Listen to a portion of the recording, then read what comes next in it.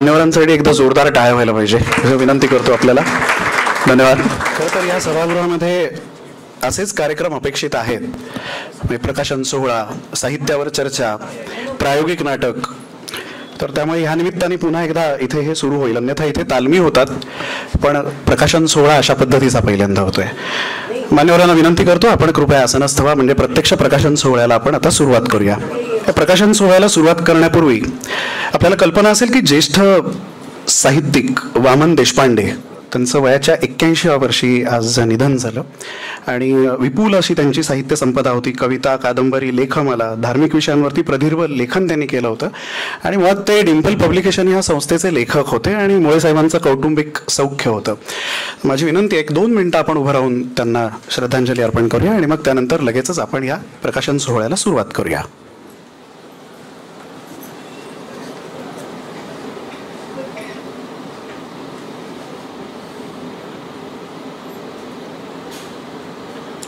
ओम शांती. आसनस्थ होण्याची विनंती करतो. नमस्कार, सुस्वागतम. बोधगया प्रोडक्शन, महाराष्ट्र एकता अभियान यांच्या संयुक्त विद्यमाने तसंच डिम्पल पब्लिकेशन यांच्या सहकार्याने प्रसिद्ध लेखक जयराज साळगावकर यांच्या अभिजन प्रियजन या पुस्तक प्रकाशन सोहळ्यात उपस्थित मान्यवरांचं, वाचकांचं ग्रंथसंगती मालिकेच्या 3ऱ्या भागात मी कुणाल रेगे, सूत्रसंचालक, आयोजकांतर्फे मनपूर्वक स्वागत करतो. धन्यवाद. बोधगयाची ग्रंथसंगती ही 5 भागांची मालिका आहे हे आपल्या माहितीकरिता हा मालिकेचा 3रा भाग आहे. मी फक्त स्वागत समारंभाला सुरुवात करण्यापूर्वी 5 मिनिटं आपली घेतो, कारण आपल्याला ग्रंथसंगती मालिका काय आहे हे आधी मुळात माहिती असायला हवं. कारण आमंत्रण पत्रिका जी आहे त्याच्यामध्ये ग्रंथसंगती मालिकेचा 3रा भाग असा उल्लेख केलेला आहे. अशा वेळेला प्रश्न पडतो की मग आधीचे 2 भाग काय होते, कोणी केले, कुठे केले. तर ते आपल्या माहितीसाठी म्हणून मी थोडक्यात सांगतो आणि मग लगेचच आपण स्वागत समारंभाकडे वळूया. चटपटीत पण टाइमपास नव्हे, वैचारिक पण कंटाळवाणे नव्हे, तर साहित्यिक आणि सांस्कृतिक उपक्रमाकरिता ललित चिंतनाचं एक प्रसन्न दालत म्हणजे बोधगयाचं व्यासपीठ आहे. आता ही सुंदर जाहिरात जी आहे ती आम्हाला आमचे मित्र विकास गायतोंडे यांनी सजेस्ट केली आहे. आणि विकास दादा असं म्हणाला की कोणाला ही जाहिरात कर, म्हणजे याचा तुला फायदा होईल. तो होतोय आणि तो प्रख्यात जाहिरातकार आहे, आपल्याला कल्पना असेल, आणि तो तितकाच प्रेमाळही आहे विकास दादा. आता या व्यासपीठाला सहकार्य करणारी महाराष्ट्र एकता अभियान ही संस्था आहे जी गेली काही वर्ष सातत्याने मुंबईमध्ये खास करून कामगार क्षेत्रातली जी सगळी मंडळी आहेत, त्यांची जी मुलं आहेत, त्यांच्यासाठी साहित्याचे किंवा सांस्कृतिक कार्यक्रमांचं आयोजन करते. सगळ्यात महत्त्वाचं, मुंबईतल्या महाविद्यालयांसाठी एकांकिका स्पर्धांचं आयोजन या संस्थेतर्फे केलं जातं. या संस्थेचे प्रमुख मिलिंद तुळसकर साहेब इथे उपस्थित आहेत. मी नंतर सगळ्यांची व्यक्तिशः ओळख करून देईनच. तर ही संस्था जी आहे यांच्या संयुक्त विद्यमाने बोधगया ही जी माझी संस्था आहे, आम्ही एकत्र येऊन हे उपक्रम करतो. या व्यासपीठावरती आतापर्यंत अनेक मान्यवर साहित्यिकांनी आपला सहभाग नोंदवलाय. अभिजात, आता याचा उद्देश काय आहे, हे आम्ही का करतो आहोत. आम्ही 2023 पासून हा उपक्रम सुरू केला. तर आम्ही हे का करतो आहोत, तर अभिजात मराठी साहित्याचा प्रचार आणि प्रसार करण्यासाठी, तसंच वाचकांचा लेखकांशी संवाद होणं हे आम्हाला जास्त महत्त्वाचं वाटतं. कारण होतं काय की बऱ्याचदा पुस्तक येतं, प्रकाशन होतं, तिथे विषय संपतो. आम्हाला असं वाटतं की वाचकांचा आणि लेखकांचा संवाद झाला पाहिजे, लेखकांनी वाचकांशी बोललं पाहिजे.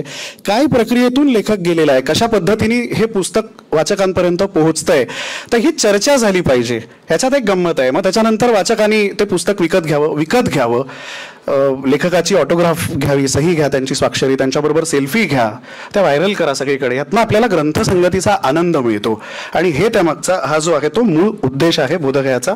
म्हणून आपण हे उपक्रम करतो.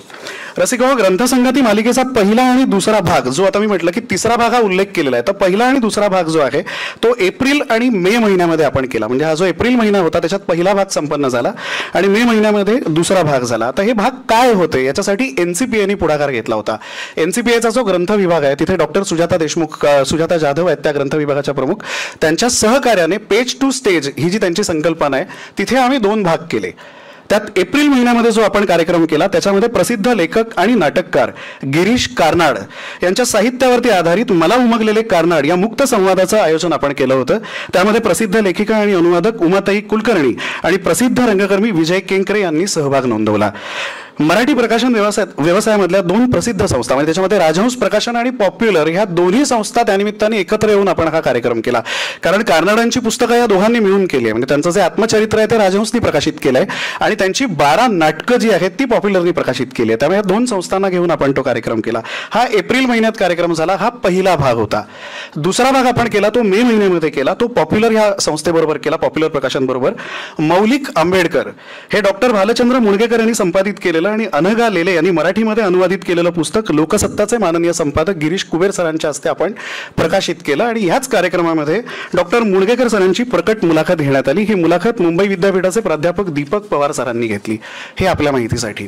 या दोन्ही कार्यक्रमाला वाचकांनी उदंड प्रतिसाद दिला आणि वाचक लेखक असा तो संवाद घडला, जे मूळ उद्देश होता. आता हे सगळं जे आहे हे करत असतात. हे दोन भाग आहेत. हे आम्हाला म्हणजे मला तुम्हाला आवर्जून सांगणं गरजेचं होतं की त्यामुळे हा तिसरा भाग करतो हे तुमच्या लक्षात येईल. हे दोन कार्यक्रम जेव्हा आपण NCPA ला केले, कारण ही 5 भागांची मालिका आहे ग्रंथसंगती, म्हणजे दर महिन्याला एक लेखक एक प्रकाशक संस्था असं याचं स्वरूप आहे. 2 कार्यक्रम NCPA ला केल्यानंतर बऱ्याच हितचिंतकांनी, मित्रपरिवारांनी आणि पत्रकारांनी असं सांगितलं की कोणाला शक्यतो मध्यवर्ती ठिकाणी एखादा कार्यक्रम व्हावा, कारण NCPA तुलनेने खूप लांब पडतं आणि जून महिन्यामध्ये, जुलै ऑगस्टमध्ये पावसाचं प्रमाण असतं, त्यात मुंबई आहे, त्यामुळे एवढ्या लांब करण्यापेक्षा मध्यवर्ती करूया. त्याच दरम्यान नाट्य परिषदेशी बोलणं चाललं होतं.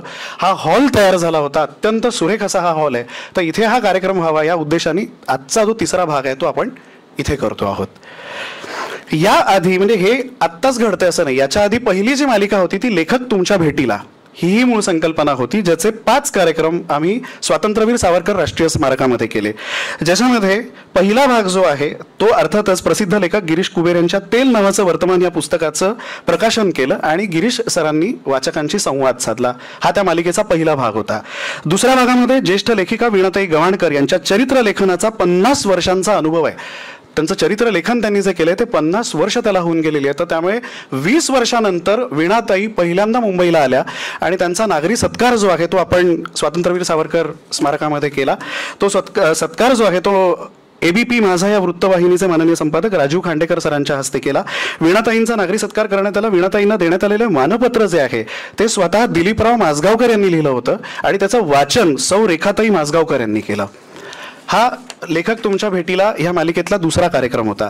तिसरा कार्यक्रम महाराष्ट्र टाइम्सचे माननीय सहसंपादक प्रसिद्ध लेखक सारंग दर्शने लिखित अटलजी हे जे आत्मचरित्र आहे त्याचं प्रकाशन केलं आणि त्याच्यावरती संवादाचा कार्यक्रम झाला. चौथा भाग जो होता त्या भागामध्ये लेखक आणि महाराष्ट्राचे माजी मुख्य सचिव अविनाश धर्माधिकारी सर यांचं 75 सोनेरी पानं हे जे पुस्तक आहे त्याचं प्रकाशन करण्यात आलं आणि वाचकांसोबत त्यांनी संवाद साधला.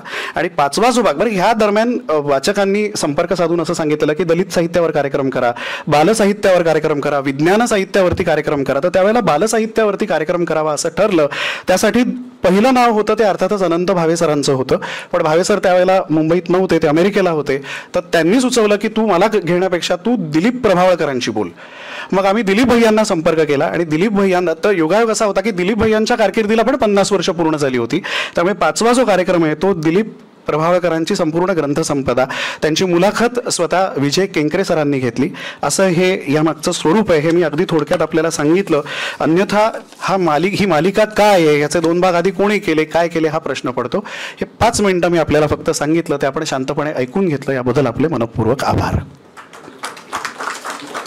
आता यानंतर थेट स्वागताकडे वळूया. सगळे मान्यवर इथे व्यासपीठावरती उपस्थित आहेतच.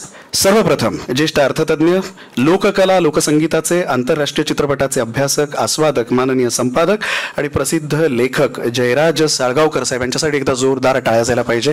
त्यांच्या पुस्तकाचं प्रकाशन आज होणार आहे आणि त्यानिमित्त आपण इकडे सगळे उपस्थित आहोत.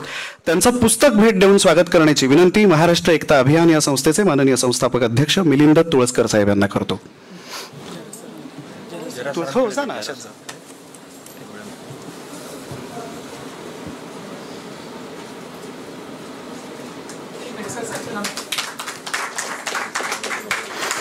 एकदा जोरदार टाळ्या झाल्या पाहिजे सरांसाठी.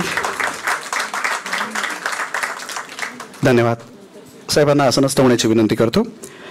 यानंतर ज्येष्ठ पत्रकार, विचारवंत, राजकीय विश्लेषक आणि रसिकप्रिय वक्ता तसंच आजच्या प्रकाशन सोहळ्याकरिता जयराजजींच्या विनंतीला मान देऊन खास उपस्थित असलेले माननीय उदय निरगुडकर साहेब यांच्यासाठी एकदा जोरदार टाळ्या झाल्या पाहिजे. त्यांचं स्वागत करण्याची विनंती पुस्तक भेट देऊन मी डिंपल पब्लिकेशनचे माननीय संस्थापक प्रकाशक अशोक मुळे साहेब यांना करतो.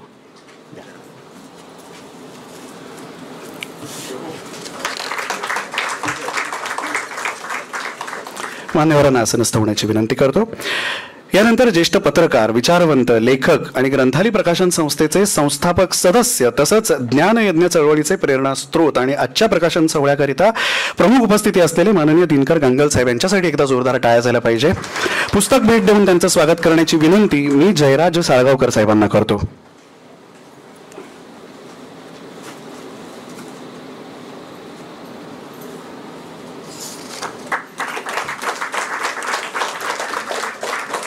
धन्यवाद साहेब. आसनस्थ होण्याची विनंती करतो आणि माननीय जयराजजींना मी विनंती करतो ते आधी थोडक्यात आपलं मनोगत व्यक्त करतील. एक दोन शब्द बोलून.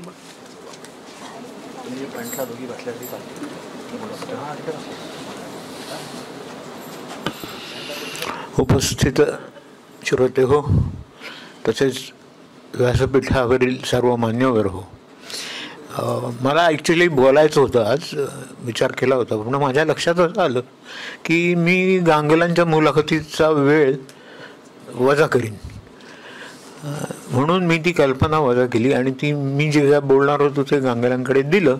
त्यातलं जे त्यांना योग्य वाटेल ते विचारतील न विचारतील.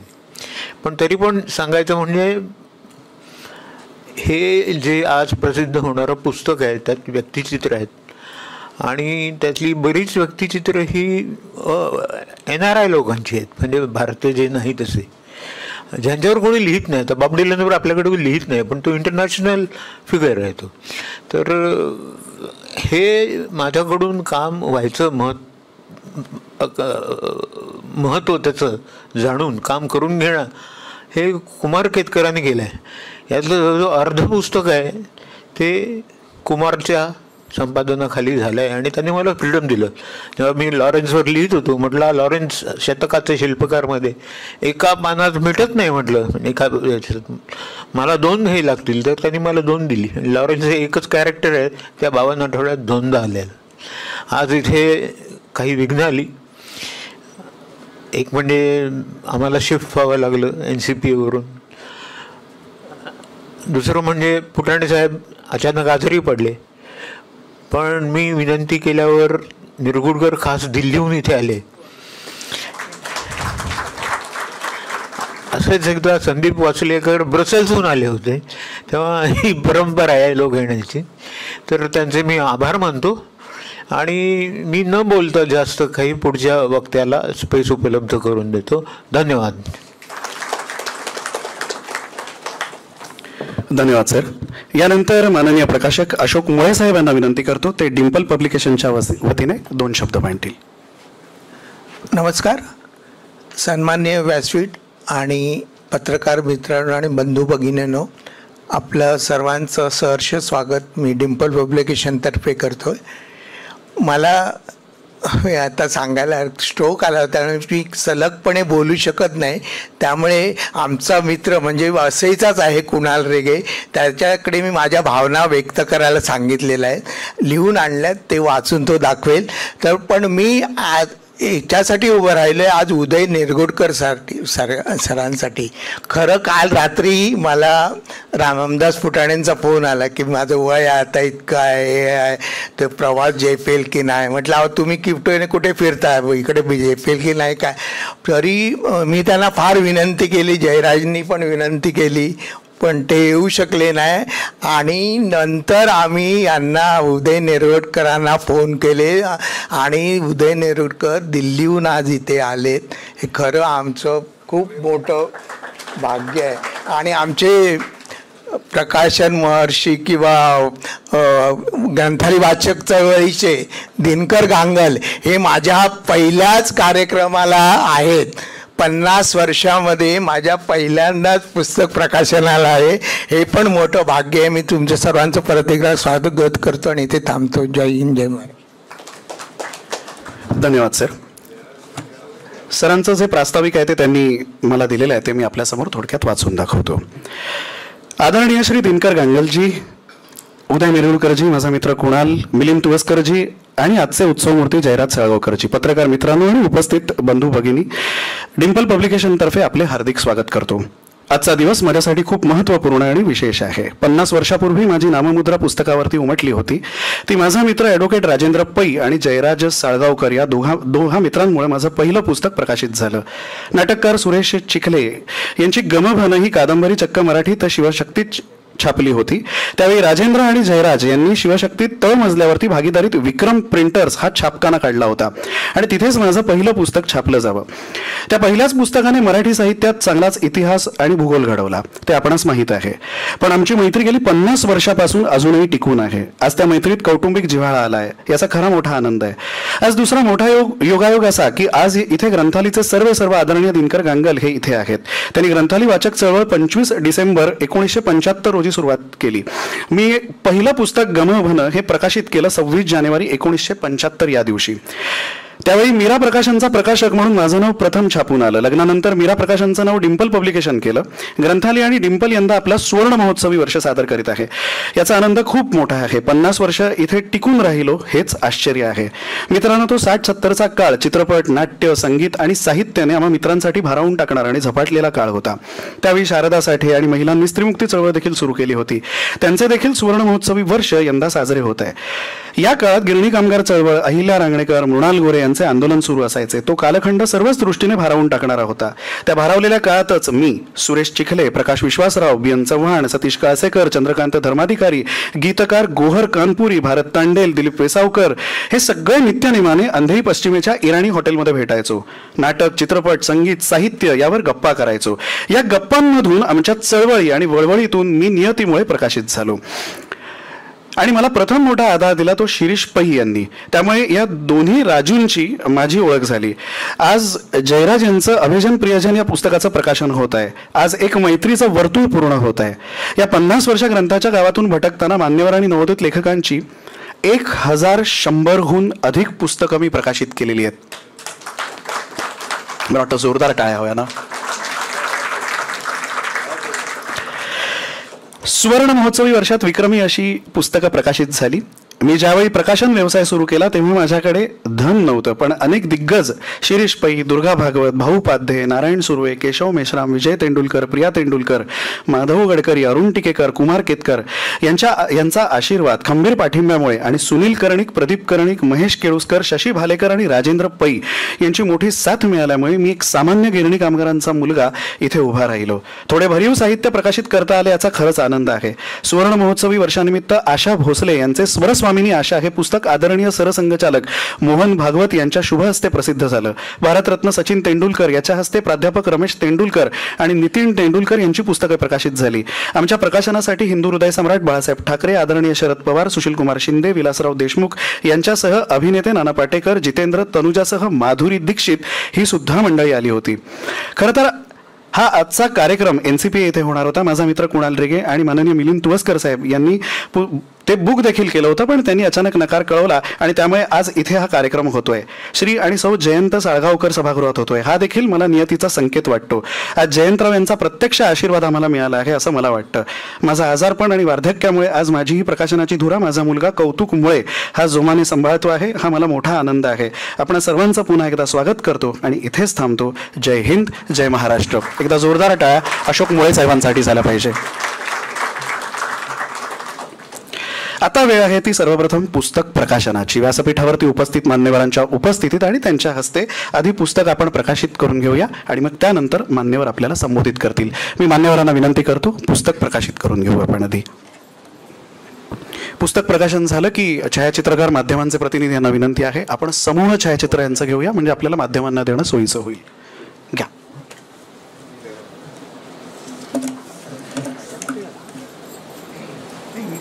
मी पण जाणं गरजेचं आहे. कौतुक आहे.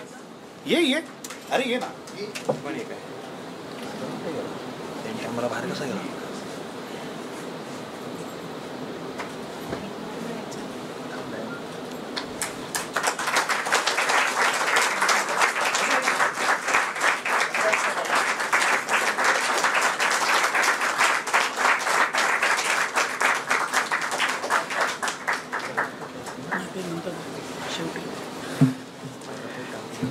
मान्यवरांना आसनस्थ होण्याची विनंती करतो.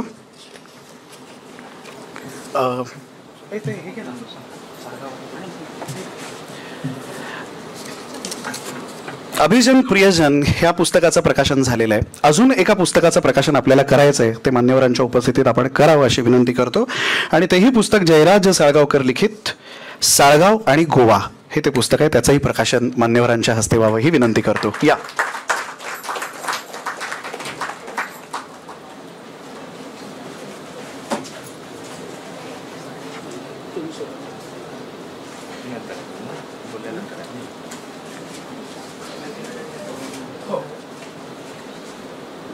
हे पुस्तक कालनिर्णयाने प्रकाशित केलेलं आहे.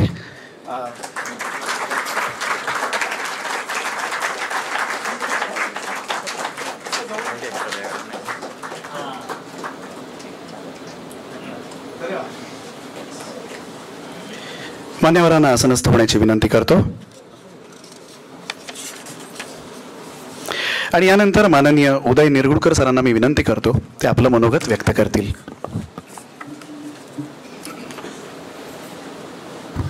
नमस्कार. व्यासपीठावरील मान्यवर आणि व्यासपीठासमोर बसलेले अनेक मान्यवर, प्रत्येकाची नावं खरंच घेणं शक्य नाही आहे. सर्वप्रथम एक सांगतो की आत्तापर्यंत जवळपास 450 पुस्तकांची प्रकाशनं माझ्या हस्ते झाली, पण हा पहिलं पुस्तक प्रकाशन आहे की जिथे आपण चप्पल बाहेर काढून आलेलो आहोत.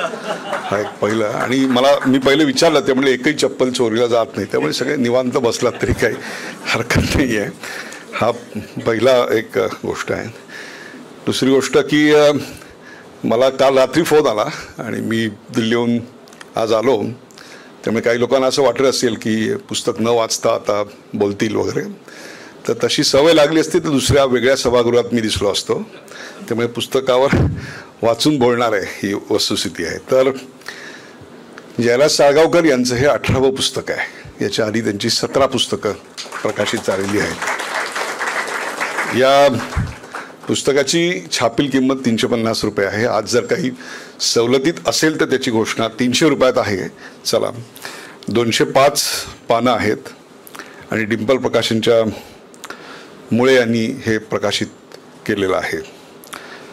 नाव आहे अभिजन प्रियजन, म्हणजेच आपल्या प्रत्यक्ष आयुष्यात भेटलेल्या व्यक्ती किंवा कल्पनेत असलेल्या व्यक्ती की ज्यांच्याविषयी आपण ऐकलंय, पाहिलंय, वाचलंय, त्यांना त्यांनी ते पुस्तक अर्पण केलेलं आहे. त्यांच्याविषयी आहे आणि ते त्यांना अर्पण केलं. याचा अर्थ जिथून नैवेद्य आला तिथेच तो प्रसाद त्यांनी पुन्हा परत दिलेला आहे. That's the beauty of this book.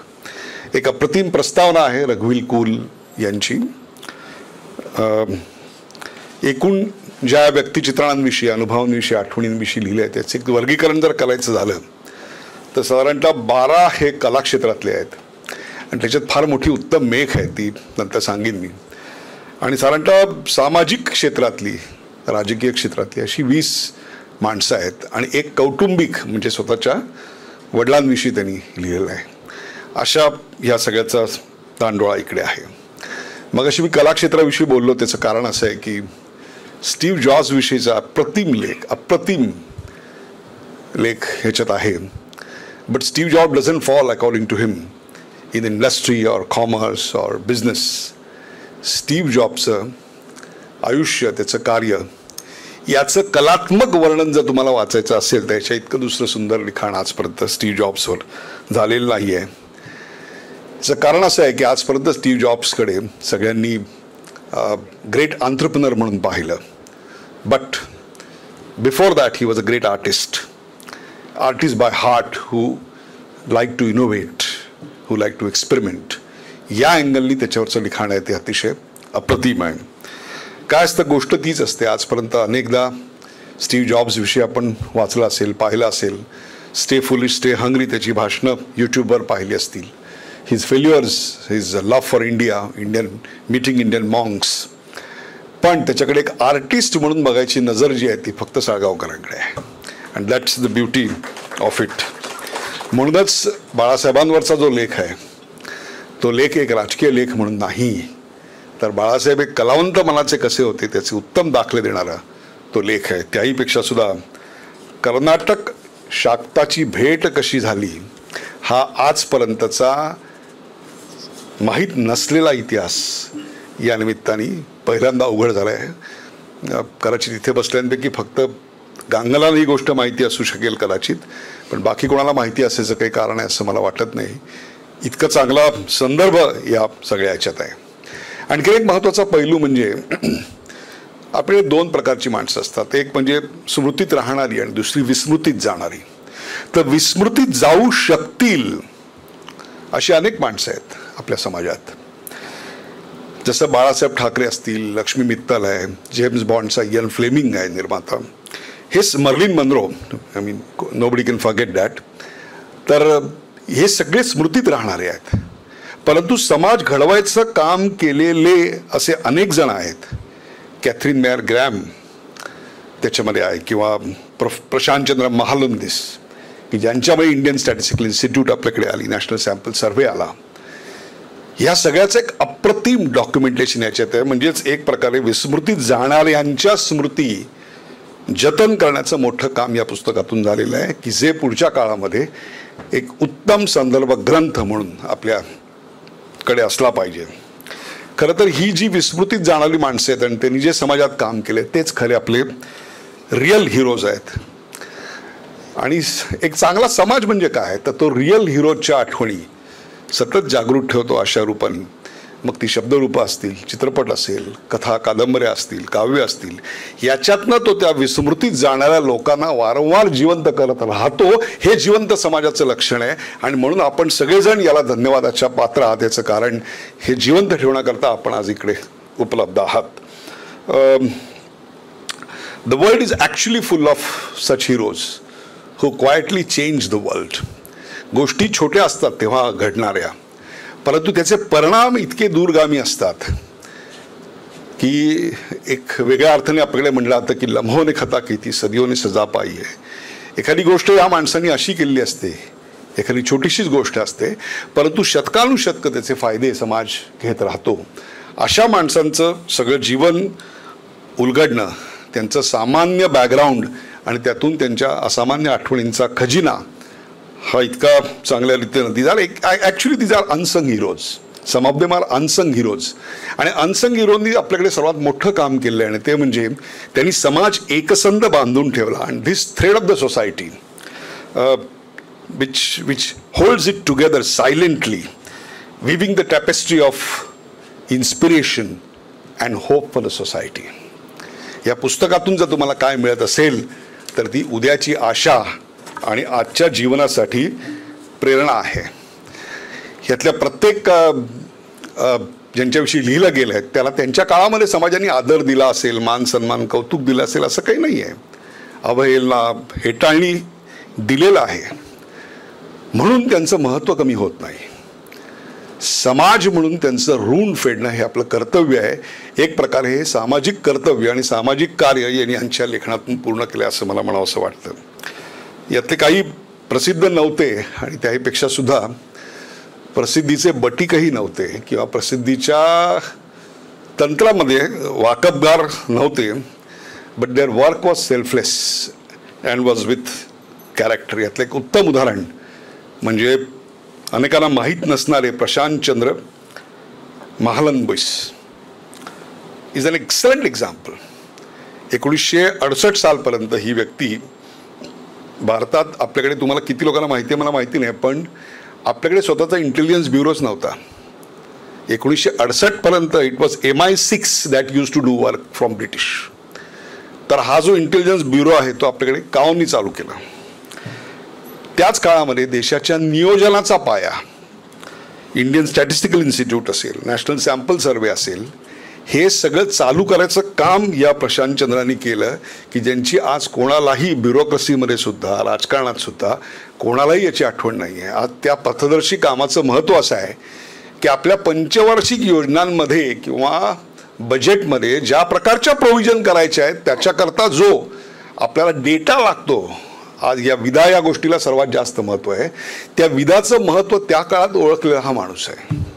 आणि त्या on the basis of that आपल्याकडे अनेक पॉलिसी डिझाईन्स केल्या गेल्या. सो यू कॅन इमॅजिन लम्होने खता किती आहे जी म्हणतो की एक छोटीशी गोष्ट एखाद्या वेळेला घडून जाते आणि त्याचं एक उत्तम उदाहरण म्हणजे हे असतं. Heroes are not born actually, they are they are shape by the choices and how they face the adversities. याचं उत्तम उदाहरण याच्यामध्ये एक आहे ते म्हणजे यातल्या काही व्यक्तींना मी जे भेटलेलो आहे त्यातली एक अतिशय जवळून ओळखणारी अशी व्यक्ती आहे म्हणजे विलासराव देशमुख. आणि विलासरावांचं एक अतिशय हृदय चित्रीकरण याच्यामध्ये आहे. कधीकधी यांच्या लिखाणामध्ये व्यक्तिचित्रण लिहिताना किंवा आठवणी अनुभव सांगताना त्यांच्यातला अर्थशास्त्री पुढे येतो आणि तो अनेकदा या सगळ्या लिखाणात दिसलेला आहे. विशेषतः द लॉस्ट डिकेड्स ज्याला आपण म्हणतो 1950 to 1990 where India grew by 3.3%, population grew by 2.2%, and per capita income grew by 1.1%. Asia grew by 4.5%, while we grew at 3.3%. आणि जे आज आघाडीचे देश आहेत they grew at about 6.5%. आणि ज्यांच्या इकॉनॉमिक स्टोरीज आम्ही जगातल्या सर्वोत्तम इकॉनॉमिक विद्यापीठामध्ये शिकल्यानंतरही मी सांगू शकतो की ज्या आहेत ते सगळे देश 1950च्या नंतर 40 वर्ष हे 7.5-8% वाढले. Germany is one of them. मी सगळं अशा करता सांगतो की जे लॉस्ट डिकेड जे आहे ना त्याचं जे फ्रस्ट्रेशन आहे त्या डिकेड्सचं या सगळ्यातून जो एक अर्थविचार आहे तो याच्यामध्ये एक खूप चांगला दिसतो. मला कल्पनाच करत नाही. पूर्वी मी लहानपणी पिक्चर पाहायला यायचो त्यावेळेला चित्रपटाच्या आधी एक फिल्म्स डिव्हिजनचा प्रचार दाखवला जायचा. त्याच्यात पंतप्रधान दिसायचे, त्याच्यात पंतप्रधानांच्या योजना दिसायच्या. आज जर असं केलं तर बाप रे, म्हणजे पंतप्रधानांवर टीका करायला किती आपण खाद्य पुरवू याची मला कल्पनाच करवत नाही. तो एक भाग आहे. याचं कारण असं आहे की अशा प्रकारची टीका केल्यानंतर प्रसिद्धी मिळते हा एक शोध आपल्याला अलीकडे लागलेला आहे. एक आणखीन तुमच्या माहितीकरता म्हणून सांगतो की वॉशिंग्टन पोस्ट हे एक अतिशय अग्रगण्य असं वर्तमानपत्र आहे की आपल्यापैकी कोणी ते वाचत नसतील तर काही फारसं बिघडत नाही. मराठीतले काही संपादक त्यातलेच लेख वाचून आपल्या अग्रलेखात लिहित असतात, त्याच्याविषयी मी काय फार आता काही बोलत नाही. पण या वृत्तपत्रांनी निक्सन याचं सरकार घालवण्याकरता म्हणून नाही पण त्यांच्या एक्सपोजेमुळे ते सरकार गेलं हे जे काम केलं त्याची जी सगळी ताकद होती ती या कॅथरीन मेयर ग्रॅहमची होती आणि तिचं एक मनोहारी चित्रीकरण या सगळ्यामध्ये आहे. मला कौतुक काय वाटतं जयराजजींचं की हे लिहिताना एक तटस्थपणा आहे. आपल्याकडे परदेशात काय होतं आहे हे सांगताना आपल्या देशात कशी आणीबाणी आहे हे सांगण्याचा मोह अनेकांना आवरत नाही. म्हणजे लेकी बोले सुने लागे असं आपल्याकडे आहे. जयराजजींच्या अख्ख्या लिखाणात कुठेही मला असा इनडायरेक्ट उल्लेखसुद्धा आढळत नाही. हे त्यांचं मोठेपण आहे की he has presented the thing as it is and that's very very difficult. अमेरिकेचा संदर्भ वेगळा, अमेरिका वेगळी, भारत वेगळा, तत्कालीन गोष्टी वेगळ्या, भारतातल्या गोष्टी वेगळ्या. त्यामुळे ह्या गोष्टीवर टीका करायची तर ती एक वेगळ्या संदर्भात होऊ शकते. मला आठवतंय ज्या दिवशी संध्याकाळी 8 वाजता ते भाषण झालं, भाइयों और बहनों का बहनों और भाइयों असं म्हणून जाहीर केलं गेलं आणि नोटबंदी 8 वाजता जाहीर झाली, त्या दिवशी झी 24 तासवर रात्री 9 वाजता एका वेगळ्या विषयावर जयराजजी माझ्याकडे येणार होते आणि ते 8 वाजता चालू झाल्यानंतर पहिल्या 10 मिनिटात लक्षात आलं की काय बॉम्ब पडला आपल्यावर. आणि मग मी बसलो होतो माझ्या केबिनमध्ये, सहकारी बसले होते आणि ते म्हटलं टॉपिक चेंज करावं लागणार आपल्याला. आता करायचं काय, 30-35 मिनटं हाताशी आहेत फक्त. तर म्हटलं आजचे गेस्ट लिस्टमध्ये जयराजचं नाव आहे. तो वी कॉल्ड अप. त्याला काही माहीत नव्हतं, ते गाडीनं येत होते आणि एल्फिस्टन ब्रिजवर होते. I still remember. And I called him up and sed की जयराज ऐसा हुआ है, काय सांगता. मग टी व्ही लावून ठेवा, मी मोठा करून ठेवा, मी आता गाडीत बसून मोबाईलवर ऐकतो. 1 मिनिटभर ऐकल्यानंतर हा माणूस म्हणला आजचा विषय कॅन्सल करा, आपण बोलायचे ते ह्या विषयावर बोलायचे. आणि त्यानंतर आम्ही 29 दिवसात 16 कार्यक्रम केले आणि डिमॉनिटायझेशनचं मुक्त कंठानं कौतुक पहिल्या क्षणापासून करणारे जे इकॉनॉमिस्ट होते त्यात जयराज अग्रवाल होते. त्यांनी त्याचं पहिलं वाक्य ते नंतर मी दुरुस्त केलं, ते म्हणजे आज सोनियाचा दिन उगवला असं ते म्हणले. मी म्हटलं सोनिया नाही मोदी म्हणा पाहिजे, म्हणजे सोनिया काय आवडला नाही काय.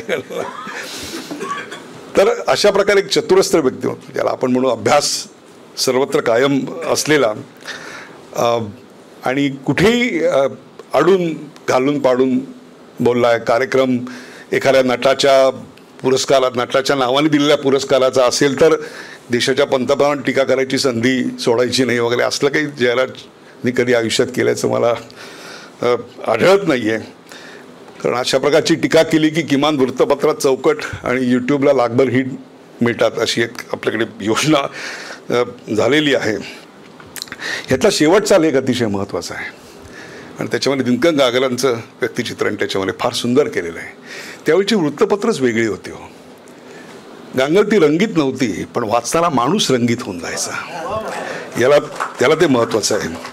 विविध विषयांवरच्या छटा यायच्या. आमची जी सगळी पिढी आहे ती सगळी पिढी त्या उत्तम वाचनाच्या सकस दुधावर वाढलेली आहे. आजच्या पेपरच्या बाबतीत तसं ज्यांना म्हणायचं असेल त्यांनी म्हणो, परंतु पेपर खरोखरच 10 मिनटं वाचायला लागतो का, आणि पूर्वीच्या काळी 25 मिनटं पुरायची नाही, ती वस्तुस्थिती मला इथं आहे. समकालीनांच्या संदर्भाचं एक अतिशय सटीक वर्णन केलेलं आहे आणि त्यांच्या लेखणीविषयी मला निश्चित बोललं पाहिजे की कुठेही मी मोठा आहे, मी विद्वान आहे, मी अहमन्य आहे, मलाच अक्कल आहे आणि बाकीचे सगळे मूर्ख आहेत, असं जे अनेकांच्या लेखनात आपल्याकडे अग्रलेखात दिसतं तसं यांच्या लेखात अजिबात दिसत नाही. कायम एक ग्रहण शक्तीची वृत्ती दिसते. म्हणूनच आणि मला आश्चर्य वाटलं, मला आज कळलं ते की हा माणूस प्रथम कवी होता. तुम्हाला खोटं वाटेल, आता ह्या प्रेम कविता वगैरे होता काय वहिनी सांगू शकतील मला, 75 आहे, पण शक्यता कमी आहे. जयराजचं एकूण नेचर लक्षात घेता ते समव्यस्त असं नाव आहे त्या कविता संग्रहाचं. तर ते काय म्हणजे 17 त्यांचे आत्तापर्यंत पुस्तकं प्रकाशित झाली, आज 18. म्हणजे एक प्रकारे आता तुम्ही साहित्य क्षेत्रात 18 पुस्तकं झाल्यानंतर मतदानाला काबिल हो गया, आप एलिजिबल झालेला आहात. पण म्हणून उगाच साहित्य संमेलनाचे अध्यक्ष वगैरे व्हायच्या भानगडीत पडू नका, तो तुमचा पिंड नाही आहे. त्यामुळे तसं जर कोणी घेऊन तुमच्याकडे आलं तर लक्षात ठेवा, आयुष्यात कधी तुम्ही कोणाच्या दावणीला बांधला गेला नाहीत, कुणाही विचारसरणीचं जोखड तुम्ही तुमच्या मानेवर मिरवलं नाहीत. तुमच्या लेखणीतून खरा डोकावतो कोण, तर एक विलक्षण प्रतिभेचा इतिहासकार आणि क्रॉनिकलर ज्याला आपण म्हणतो, की जो घटनांना तटस्थपणे मांडतो. म्हणून मी वारंवार सांगतोय की आपल्याकडे संधी मिळाली की मोदींवर कुठूनही, म्हणजे अगदी चप्पल बाहेर काढायचे असतील तर बघा चोरला असतील पंतप्रधान हे आहेत असं एक सांगायची पद्धत आहे. म्हणजे तसं काही न करता अतिशय निखळपणे मी आज त्याला विचारलं, हे पुस्तक काल जेव्हा त्यांनी मला आमंत्रण दिलं की बदली कामगार म्हणून तू येतोस का, तर मी त्याला विचारलं हे तुम्ही पुस्तक का लिहिलं, तर ते म्हणजे उदय चुकीचा इतिहास रूढ होऊ नये म्हणून हे पुस्तक आहे. आणि विशेषतः जे दुसरं पुस्तक आहे ना ते पुस्तक तुम्ही खरंच घेऊन वाचा. चुकीचा इतिहास जो गोव्याबद्दलचा त्यांच्या गावाबद्दलचा लिहिला जातोय आणि तोच पुढे आपल्याला खरा इतिहास आहे असं वाटेल, ते रूढ होऊ नये. आणि हेच आयुष्यावर या माणसाने केलं. कर्जनची एक काळी बाजू आहे, तशी लॉर्ड कर्जनची एक चांगली बाजू पण आहे. त्या चांगल्या बाजू करता एक अफलातून संशोधन करावं लागतं. ते संशोधन या माणसाने केलं. सर्वात महत्त्वाचं म्हणजे जे सारस्वतांनाही माहीत नव्हतं असा सारस्वतांचा इतिहास त्यांनी लिहिला आणि त्यांचा टणात्कार हलवलेला त्यांना तरी आजपर्यंत परत केला. मुंबई शहराचं गॅझेटियर हे अतिशय अप्रतिम लिहिलेलं आहे. It's a wonderful document. Gutenberg बिटकॉईनवर या माणसाने जवळपास 10 वर्षापूर्वी पुस्तक लिहिलं. Am I right? मी नरेंद्र जाधव आणि कुमार केतकर त्याविषयी बोलायला होतो. तेव्हा बिटकॉईन आणि ही कशी एक चलन व्यवस्था अस्तित्वात येईल आणि त्याचं सगळं ब्लॉकचेन थिअरी काय असेल, मराठी माणसाला याचा अंदाज, इंग्रजी लेखकांना सुद्धा याचा अंदाज यायच्या आधी जयराज लिहिलं. आणि हे कुठेही तुम्हाला गुगलवर मिळत नव्हतं तेव्हा. मला म्हणजे अलीकडची अनेक लेखकांची पुस्तकं वाचतो, खूप मोठी मोठी लिहितात आणि ते काही पानानंतर तसं टाईप केलं की गुगलवर सगळं मिळतं, म्हणजे ते गुगलवरच ट्रान्सलेट केलं असतं. तसं नाही आहे, हे ओरिजिनल प्रतिभेतनं आलेलं आहे. म्हणून या लेखनाचं वैशिष्ट्य आहे. व्यक्तिचित्रणाविषयी लिहिताना कुठे भारावून गेलेले नाही आहेत. आपलेपणाची भावना आहे पण भाट नाही आहेत. त्यामुळे त्यांच्यावर कुठलं असं लेबल आपल्याला लावता येणार नाही. जर अनुभव कथन, आठवणी हा जर एक साहित्य प्रकार असेल तर त्याची सुरुवात आपल्याकडे स्वातंत्र्यानंतरच्या काळात झाली. आणि I would like to correlate all this. नवी गाडगिळ्यांची 4 पुस्तकं आपल्याकडे आहेत. साल गुदस्त 1947 पुस्तक आहे, अनगढ मोती 1955 पुस्तक आहे, स्मृतिशेष 1958 पुस्तक आहे आणि पाव आणि मिसळ हे 1963 सालचं पुस्तक आहे. या 4 पुस्तकांमध्ये तत्कालीन संदर्भ जे आलेले आहेत त्या संदर्भामध्ये जो एक विलक्षण तटस्थपणा आणि संशोधन वृत्ती दिसते ती मला इथं येते. याच्याकरता एक चांगलं निरीक्षक असावं लागतं, चांगलं वाचक असावं लागतं, चांगलं आयुष्यात ऐकलेलं असावं लागतं, चांगलं भोगलेलं असावं लागतं, एक संपन्न बालपण आणि वादळी आणि बंडखोर व्यक्तिमत्व असावं लागतं. हे सगळे गुण या माणसाच्या आयुष्यात आहेत. तुम्हाला एकच सांगतो, जर साळगावकरांच्या घरात जन्माला आले नसते तर ते हे पुस्तक लिहू शकले नसते. हे याचं खरं सार आहे. राजकारण्यांशी अनेकांचे घनिष्ठ संबंध असतात, कंत्राटदारांचे आणि चित्रपट नेत्यांचे वगैरे, चित्रपटातल्या ह्यांचे तर खूपच असतात. पण ते जे असतात त्यांच्याकडे सुसंस्कृतपणा त्यांच्या बालपणी त्यांना मिळालेला नसतो, त्यामुळे ते चांगले लेखक होऊ शकत नाहीत. जयराजजींचे जे घनिष्ठ संबंध होते त्याला जी झालर आहे ती झालर या सुसंस्कृतपणाची आहे. म्हणूनच ते त्या सगळ्या प्रसंगांकडे विलक्षण मिस्किलतेनी, तटस्थपणे, विनोदानी आणि त्याहीपेक्षा सुद्धा कुठेही भावनेला शरण न जाता पण भावनेला न सोडता असं लिहू शकतात. बाळासाहेब ठाकरेंवरचा एक अप्रतिम लेख आहे, तो लिहिताना त्यांच्यातला मराठी माणसाचा अभिमान शब्दात जाणवतो. हे देखील मला इथे सांगायला लागेल. वडिलांचा वारसा पेलणं, यातला पहिलाच लेख त्यांच्या वडिलांवर आहे. वडिलांचा वारसा पेलणं इतकं सोपं नाही आहे, नाही का? वडिलांच्या विचारांचा वारसा टिकवणं हेही तितकं सोपं नाही आहे. याचे अनुभव आपण सगळ्यांनीच पाहिलेले आहेत. तो त्यांनी नुसताच पेलला नाही तर तो वृद्धिंगत केला. एक कंपॅरिझन आता फक्त करतोय आणि ती अस्थायी असू नये याचं कारण this is going to be a good addition to the literature. आपल्याकडे अशा प्रकारच्या आठवणी, अनुभवांचं कथन अनेक साहित्यिकांनी केलेलं आहे. पण दुर्गाताईंचं तुम्ही लेखन जर पाहिलं तर त्याच्यामध्ये कुठेही काव्यात्मक शृंगार वगैरे असं त्या चित्रीकरणात नाही आहे. एक प्रकारची अलिप्तता, संशोधक वृत्ती आहे. समोरच्या माणसाला आरपार लेन्समधून बघायची वृत्ती दिसते. मला यांच्या लेखणीचं आणखीन एक वैशिष्ट्य जाणवतं, ते म्हणजे छोटी वाक्यरचना आणि उपवाक्यांची चढती भाजणी आणि त्यातून प्रसंग खुलण्याची क्षमता. हे विलक्षण अप्रतिम आहे. आणि याचं जर कोरिलेट करायचं झालं तर मधुकर केचांचं आखर अंगण अशा नावाचं एक आठवणींचं पुस्तक आहे. त्याच्यामध्ये मला अशा प्रकारची लेखन, काय म्हणू आपण ज्याला, लेखनाची पद्धत ही मी पाहिलेली आहे. सो इन नटशेल हे पुस्तक वाचल्यानंतर तुम्हाला 30-35 माणसं जेवढी कळतील त्याहीपेक्षा जास्त तुम्हाला जयराज साळगावकर कळतील. हे या पुस्तकाचं वैशिष्ट्य आहे. This is what is more important. याचं कारण यात कुठेही दुसऱ्याचं तत्वचिंतन नाही तर स्वतःच्या अनुभवाचं चिंतन आहे आणि म्हणूनच ते अतिशय मौलिक आहे. एक दुसऱ्या एका व्यक्तीशी जर तुलना करायची झाली तर विद्याधर पुंडलिक जे कथाकार होते, त्यामुळे त्यांच्या सांगण्याची शैली जी होती ती कथेच्या अनुषंगाने होती.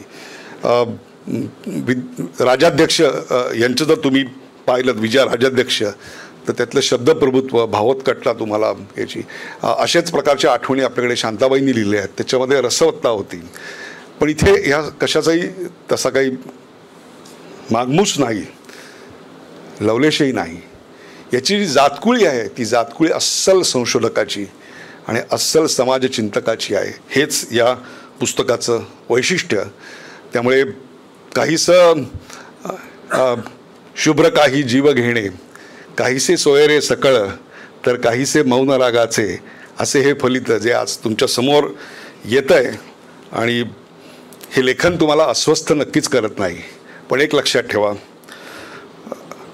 समकालाचं भान देणारं जर काही तुम्हाला वाचायचं असेल आणि वस्तुनिष्ठपणे वास्तवाचं दर्शन जर तुम्हाला घडावं असं वाटत असेल, आणि ते गरजेचं अशा करता आहे कारण चॅनल वारंवार बघून किंवा रोज सकाळी पेपर वाचून आणि रील्स सारखे बघून मेंदू जो आपला खलास झालेला असतो त्याला जर काही चांगलं खाद्य पुरवायचं असेल तर कुठल्याही पानाला उघडून हे पुस्तक वाचा. हे पुस्तक तुम्हाला निश्चितच समृद्ध करेल, यात काही शंका नाही.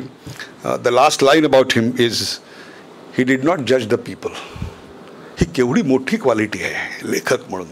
ही डिड नॉट जज the people, he did not explain the people, he just uncovered some part of the people. And that's the beauty of this author. This book helps you to be natural, to be organic. जे आज सर्वात difficult झालेलं आहे, खूप कठीण आहे organic आणि natural असणं. जयराज जसे आहेत तसेच या पुस्तकातून दिसले. त्यामुळे या पुस्तकाच्या प्रकाशनाला त्यांनी एका नैसर्गिक मित्र असलेल्या माणसाला बोलावलं, हेही तसंच महत्त्वाचं आहे. आणि कसं असतं माहिती आहे का, एखादी गोष्ट आयत्या वेळी जर कोणाला जमत नसेल तर ती जमवण्याकरता, अवघड गोष्ट जमवण्याकरता नेहमी ठाणेकरांनाच बोलावलं जातं. मग ते मुख्यमंत्रीपद असेल किंवा मुख्य वक्तापद असेल, आणि ते आम्ही व्यवस्थितरित्या पार पाडतो. त्यामुळे असेच लिहिते राहा, आम्ही वाचते राहू अशी ग्वाही देतो.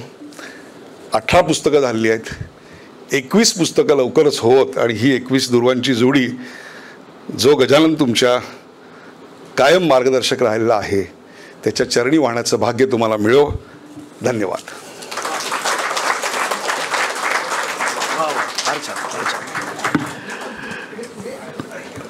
दीपक सर या ना, बसा. एकदा जोरदार टाळ्या झाल्या पाहिजे उदय सरांसाठी. वा सर वा, फारच छान. किती म्हणजे मला म्हणजे आम्हाला आता मी कौतुक, आम्ही सगळे इथे उभे आहोत. मला मिलिंद सरांना पण कल्पना असेल, ग्रंथसंगतीचा जो आपला प्रवास आहे तो योग्य दिशेने चाललाय. किती किती छान. म्हणजे आणि ते मगाशी आले तेव्हा असं म्हणाले की अगदी 11th आवरला मला बोलवलं, पण मी मैत्री हो पण मित्र आहेत त्यामुळे ते पण कमाल सर, हॅट्स ऑफ. मी बोधगयातर्फे, महाराष्ट्र एकता अभियान आणि डिंपलतर्फे तुमचे खरोखर एकदा जोरदार टाळ्या झाल्या पाहिजे त्यांच्यासाठी. फारच छान. इतकं सुंदर तुम्ही जयराजजींबद्दल बोललात आणि कमाल आहे. म्हणजे जयराजजी हे व्यक्तिमत्वच असं आहे की अगदी प्रामाणिकपणे सांगतो. लोक मला नेहमी, म्हणजे आज मी आयोजकाच्या भूमिकेत आहे म्हणून सांगतो बरं का, एरवी निवेदक असल्यामुळे बरीच लिमिटेशन्स असतात. आयोजक जे सांगतात तेच बोलावं लागतं. आज मी आयोजक पण आहे, त्यामुळे माझं फार प्रेम आहे हो जयराजजींवर. हा फार प्रेमळ, म्हणजे कमाल आहेत जयराजजी, हॅट्स ऑफ. आणि त्यांनी इतक्या लोकांसाठी इतकं केलेलं आहे. त्यामुळे ही ग्रंथसंगती ही जी मालिका आहे ही करत असताना ह्यांचं पुस्तक जर ह्या मालिकेत आत्ता जर तयार नसतं झालं तर मी मिलिंद सरांना सांगून सर आपण नंतर पुन्हा एकदा वेळ काढून हे केलं असतं, पण यांच्यासाठी नक्की केलं असतं. हे अगदी 100% आहे. त्यामुळे खूप खूप आभार सर. आता ग्रंथसंगतीमध्ये आम्ही एक अशी आमची अशी एक संकल्पना असते की वाद्यवरांचं बोलून झालं, कारण आता याच्यानंतर मी माननीय गांगल सरांना पुढची सगळी सूत्र जी आहेत ती सुपूर्द करणार आहेत आणि सर आणि जयराजजींच्या गप्पा होतील. आपण मुलाखत नको म्हणूया, ते दोघं छान गप्पा मारतील आणि त्या गप्पांमधनं आपण आनंद घेऊया. पण त्याआधी आम्ही असं करतो की लेखकांनी आपली जी ग्रंथसंपदा आहे ती प्रातिनिधिक पद्धतीने व्यासपीठावरचे जे मान्यवर आहेत त्यांना ती द्यावी, अशी एक संकल्पना असते. तर त्यांची ग्रंथसंपदा जी आहे ती आणलेली आहे त्यांनी, तर ती जयराजजींनी या व्यासपीठावरच्या मान्यवरांना द्यावी अशी मी विनंती करतो. या आपण सुरुवात करूया. सर्वप्रथम उदय निरुडकर सरांपासून. निरुडकर सरांना त्यांनी ती भेट द्यावी ग्रंथसंपदा अशी विनंती करतो. जा ना, एक घेऊन जा. जयराजजींना विनंती करतो त्यांच्या हस्ते आपण आधी उदय निरुडकर सरांना ही ग्रंथसंपदा भेट देऊया. ते वरचंच द्या सर.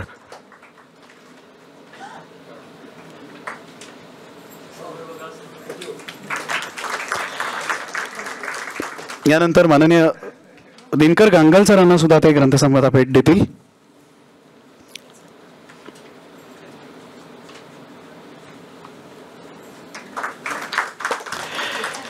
त्यानंतर जयराजजींना विनंती करतो माननीय अशोक मुळे साहेब इथे आहेत, त्यांना सुद्धा त्यांनी ग्रंथसंपदा भेट द्यावी.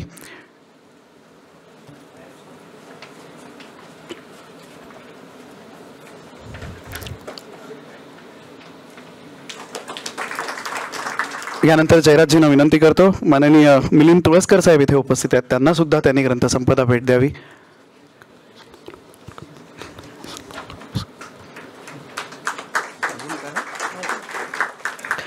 धन्यवाद. आणि अजून एखादी असेल तर मलाही द्यायला हरकत नाही. मी सर प्लीज. सरांची पुस्तकं वाचण्याचा आनंद आहे. एक पुस्तक सांगायचं राहिलं, मुरगा बाजीराव पुस्तक आहे. कौतुक आहे. एकच कौतुक आहे.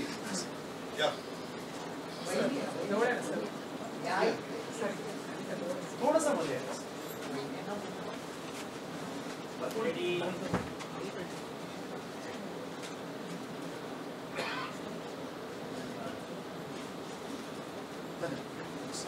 यानंतर मान्यवरांना मी इथे समोर आसन व्यवस्था करून देतो, तिथे आसनस्थ व्हावं आणि पुढची सूत्र मी माननीय दिनकर गांगल सरांना सुपूर्द करतो. सुरुवात करायची का? सुरूच करा, तुम्ही थेट सुरूच करा. नाही तर एक चांगलं वाक्य बोलणार होतो मी. हो चालेल ना.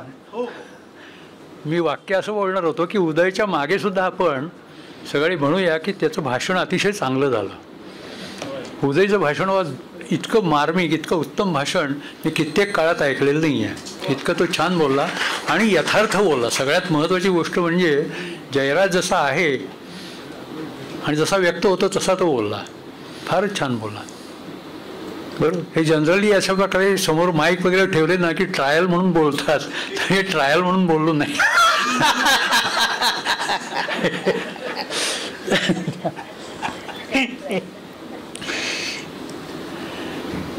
खरंच खूप मऊ झाली.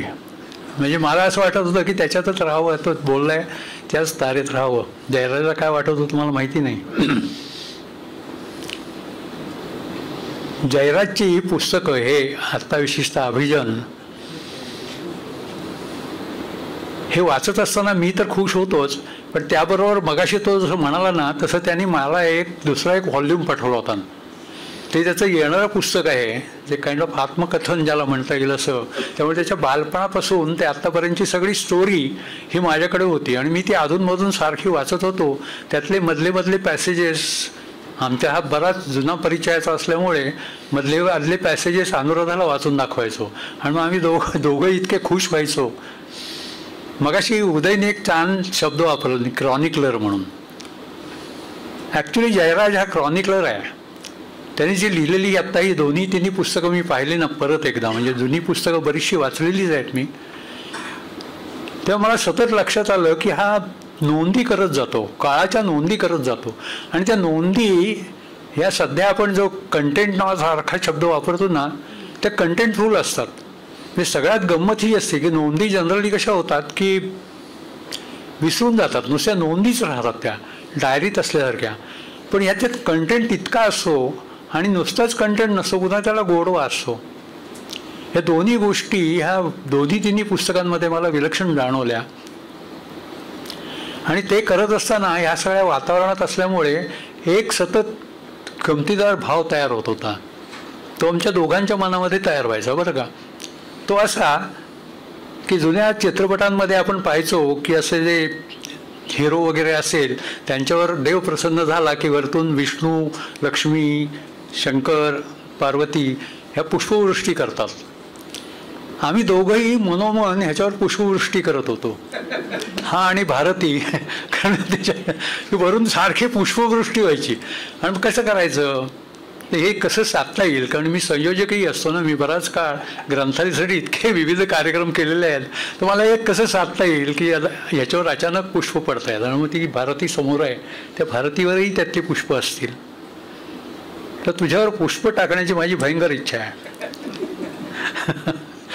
कमाल हा माणूस आहे.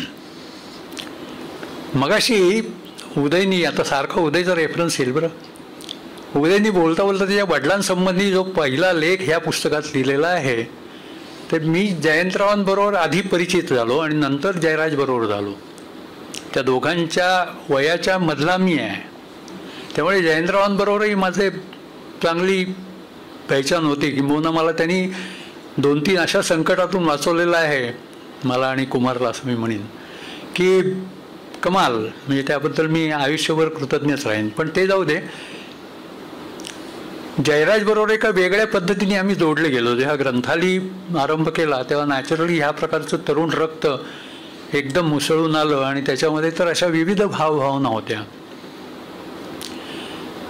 ते हे जेव्हा आम्ही पाहायला लागलो की एका बाजूला कालनिर्णयाचा सगळा इतिहास त्याच्यामध्ये आहे, आपल्या सगळे याला इतके जवळून ओळखता तुम्ही सगळे लोक, तर त्या कालनिर्णयाच्या इतिहासामध्ये माझ्या लक्षात असं आलं की ह्या एका बाजूला ह्याच्या वडिलांमध्ये परंपरा आहे सगळी, आणि ह्याच्यामध्ये नवता आपण म्हणूया, परंपरेच्या बरोबर नवता येते म्हणून आधुनिकता आहे. आणि परंपरा आणि आधुनिकता या दोन्हीमध्ये या दोघांनी काय साधलं असेल तर ज्ञान साधलं आहे. त्यांनी दोन्हीकडे ज्ञान साधलं आहे. त्यात मला तुला पहिला प्रश्न हाच विचारायचा आहे की ह्या वडिलांकडून तू त्यांच्या परंपरेशी कसा जोडला गेलास.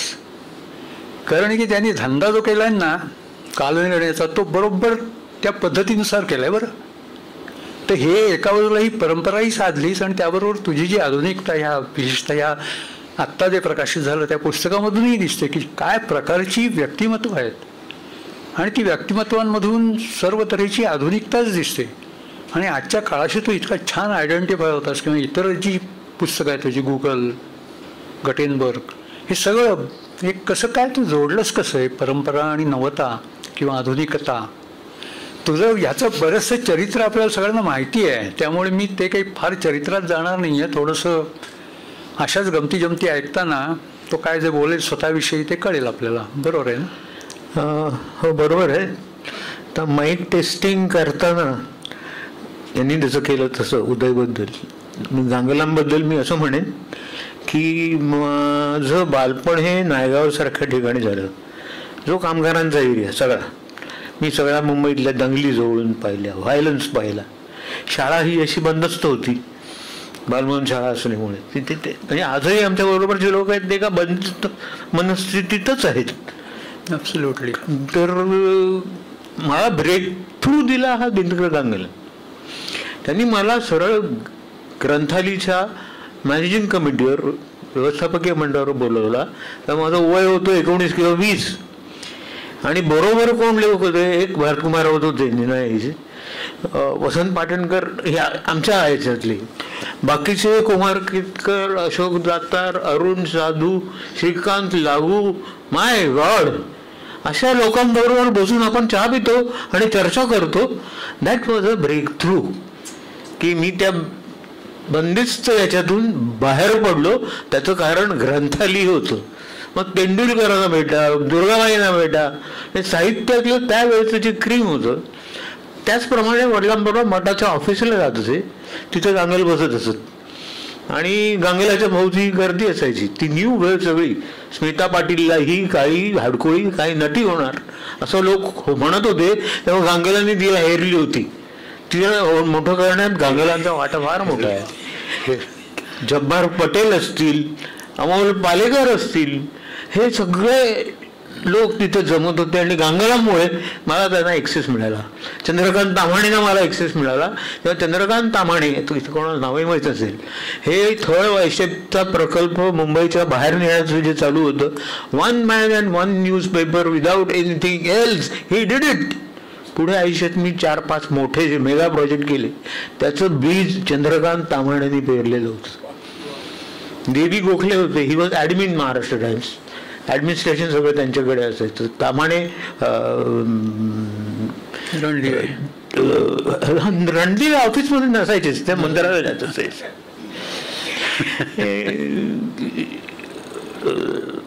जोसेफ नरवणे होते, गोखल्यांच्या बाजूला कोण बसायचे, धावते जोग लिहायचे ते, लिहिले असं नाही लिहिले नाही.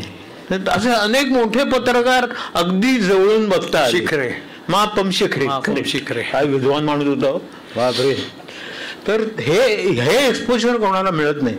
मला ते गांगेलांमुळे मिळालं आणि हे मी माईक टेस्टिंग करत नाही आहे. तर हा भाई परंपरा आणि नवता आहे जे हे करंदीकरांचं पुस्तक आहे. आणि तर हे अपोज याचं कारण वडिलांनी मला कधी डिफाय केलं नाही. 1-2 वेळा केलं असेल रॉक म्युझिकमुळे, पण अदरवाईज त्यांनी, मी लोकहितवादी होतो ते त्यांनी ॲक्सेप्ट केलं. त्यांनी लोकहितवादींना माझ्याकडे शिव्या घातल्या नाहीत. हे असू शकतं. ते रॉइस्ट त्या तळवलकरांबरोबर त्या परंपरेत गेले होते काही काळ, थिओसॉफिकल सोसायटी, ते एक्सपोजर त्यांना काही छोटा काळ मिळालं होतं. त्याचा कदाचित तो परिणाम असावा. त्यांच्याकडे तो ओपननेस होता. आणि ते मॅग्नेट जसं N आणि S असं चिकटतं ना, SS चिकटत नाही, तसं त्यांचं आणि माझं झालं. ते N आणि S होतं. आणि तर त्यांचं एक स्कूल, माझं एक असं होतं. एकदा मी त्यांना स्पष्टपणे विचारलं की आपल्या लेखकात ब्राह्मण किती, आपल्या वाचकात ब्राह्मण किती आणि अब्राह्मण किती, मग आपल्या लेखकात ब्राह्मण किती, हे मी त्यांना ओपनली विचारलं.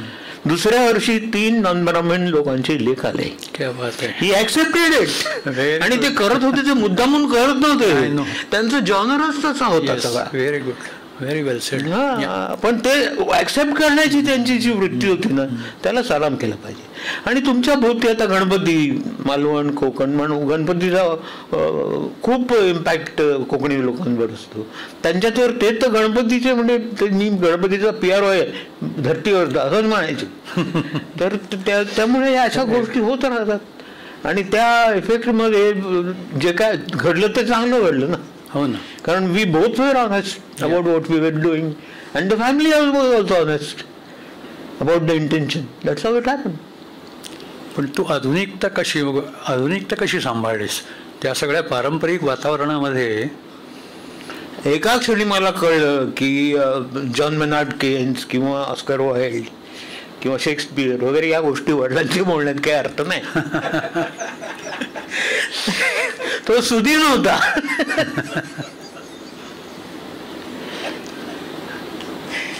त्यामुळे ते जमून गेलं. एकदा तर तुम्हाला गंमत सांगतो. मी फर्स्ट इयरला होतो, माझा भाऊ इथे, आम्ही तिघे भाऊ आणि वडील, म्हणजे मी, दोघे भाऊ, वडील आणि आईनं घेऊन वुडस्टॉक नावाच्या सिनेमाला गेलो. वुडस्टॉकचा आणि कोणाचा काही संबंधच नव्हता. तो वडील म्हणतात आता सिनेमा सुरू होईल, आता सिनेमा सुरू झालाच नाही. पण मला काही दोष नाही दिला त्यांनी. वुडस्टॉक आहे पुढे अख्खं कल्चर झालं. हो ना, अर्थातच. आज युट्यूबवर वुडस्टॉकचे प्रचंड मोठे गट आहेत. ॲब्सोल्युटली. I was right. पण तुला वुडस्टॉक कळलं कसं आणि तू या सगळ्या वातावरणात आलास कसा? मला वुडस्टॉक माणूस मध्ये एक लेख आला होता कोणाचा तरी, त्यांनी रिची हेवन्सवर बरंच लिहिलं होतं. ऍक्च्युली रिची हेवन्स हा मोठा स्टार नाही आहे वुडस्टॉक मला, पण त्याने लिहिलं होतं. म्हणून म्हटलं हे जाऊन पाहावं. आणि JS नावाचं एक मॅगझिन व्हायचं, ज्युनियर स्टेट्समन, कलकत्त्याहून. येस. डेस्मंड नावाचा त्याचा इंग्लिश पत्रकार होता, संपादक. ते रॉक खूप कव्हर करायचे, कारण कलकत्त्यामध्ये ते रॉकचं वातावरण असावं, तिथून मिळालं. पण ते एका नवीन संस्कृतीला तुम्ही समोर गेलो ना, विचारधारा बदलली, फिलॉसॉफी बदलली, सगळं बदलतं तुमचं. हो ना. ते तुझ्या बाबतीत खूप जाणवतं की एका बाजूला तू हे जे कालनिर्णयासारखं पारंपरिक पंचांगाशी जवळीक असलेलं अशा तऱ्हेचं प्रॉडक्ट काढतोयस आणि त्याच वेळेला तू वावरतोयस मात्र ॲब्सोल्युटली वेगळ्या जगात. आणि ती सगळी टाईम मॅनेजमेंट, त्यातली टाईम मॅनेजमेंट तुम्हाला सांगतो कमाल आहे. म्हणजे हे जर पुस्तक, विशेषतः येणारं पुस्तक तुम्ही वाचलंत ना, तर ध्यानात येईल की ह्याचा म्हणजे मगाशी तो म्हणाला ना लोकहितवादी, ह्याचे वडील म्हणजे जेव्हा PR शास्त्र जन्माला आलेलं नव्हतं ना, त्या काळात ते PR वापरत होते.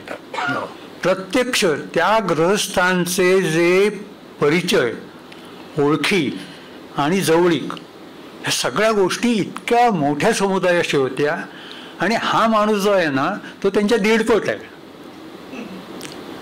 कारण ह्यांनी ते जुनं सगळं सांभाळलं आणि त्याच्यामध्ये नवीन इतकं ॲड केलं, कमालीचं ॲड केलं. म्हणजे ते सगळं वाचत असताना ह्याच्या जगात, म्हणजे मला हा किती जवळचा माहिती, मगाशी तो ब्रेक थ्रू म्हणाला ना, तर खरं त्याचा ब्रेक थ्रू होता तो 1976 साली. मगाशी जे उदयनी, परत उदयचा संदर्भ येईल, एक कविता संग्रहाचं नाव घेतलं, समव्यस्त नावाचं. ते समव्यस्त यांनी त्यावेळेला त्यांनी इमॅजिन, म्हणजे किती बंडखोर असावा, त्यांनी प्रकाशित करत असताना एक तराजू, तागडी आणली 3 आणि तागडीत एका बाजूला वजनं आणि दुसऱ्या बाजूला कविता संग्रह टाकून विकले. हे असलं बाळ होतं. आता काय इमॅजिन होतं. आता हे सगळं, आणि तेवढ्यावरच थांबलं नाही बरं. म्हणजे ती जी भन्नाटगिरी होती ती भन्नाटगिरी सांभाळली, त्याचबरोबर त्यातला जो अभ्यास आहे तो केला. त्याची जी युरोप वारी आहे ना, युरोपला तो गेलास कसा? प्रिंटिंगचं एक्झिबिशन असायचं ना, त्याच्यासाठी दर 4 वर्षांनी युरोपला जर्मनीला जावं लागायचं. नाही, पण ती जी तुझी वारी होती, जिचं वर्णन सगळं, ते वेडेपणावर होतं. कमाल, म्हणजे कमाल. काय काय भटकलास तू, वेड्यासारखा फिरला इतक्या दूर दूर. थोडंसं झलक सांग ना, असं काय करतोय तू? असं मलाच बोलायला जास्त लावू नकोस, तुझी मुलाखत आहे. नाही, तो वेडेपणा होता. म्हणजे पॅरिसला मला जायचं होतं म्युनिकहून. तर मी without ticket, sorry without visa, म्हणजे ही सेकंड व्हिसा इमॅजिन. हे मला माहितीच नव्हतं. मी चढलो ट्रेनमध्ये चढलो, बसलो होतो. माझ्यासमोर पोरं बसली होती, 2 जर्मन पोरं होती. त्यांच्याकडे असा मोठा फुगा होता, तसा टक टक टक केला, वाईनचा फुगा असतो तो. आणि नंतर एक मुलगी येऊन बसली, ब्रिटिश पोरगी होती, भयंकर स्मार्ट होती. आणि ते दारू पिऊन ते मजा करत होते. माझा काहीच संबंध नव्हता, मला कोणी ते मानवतच नव्हते.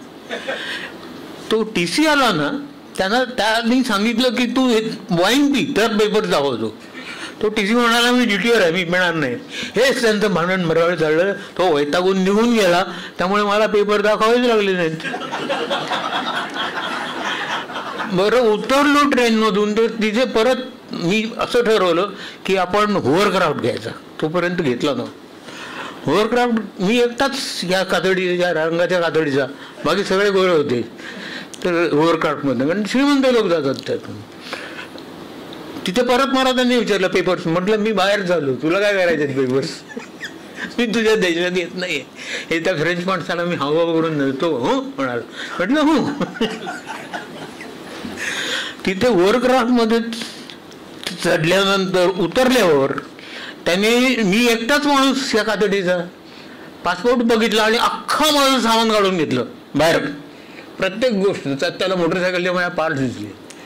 व्हॉट इज दिस, ब्रिटिश होता. व्हॉट इज दिस म्हटलं, motorcycle parts. You sell motorcycle म्हटलं, नो. यू रिपेअर म्हटलं, no. This is my motorcycle. You own BMW म्हटलं, येस. त्यांनी एकमेकांकडे बघितलं. मग रेकॉर्ड्स होत्या. व्हॉट इज दिस म्हटलं, these are records. You sell records म्हटलं, नो. Who is he? म्हटलं, he is Mick Jagger of the Rolling Stones. They are playing here at the Wembley on the 26th, but I am going out of this country 25th. जा.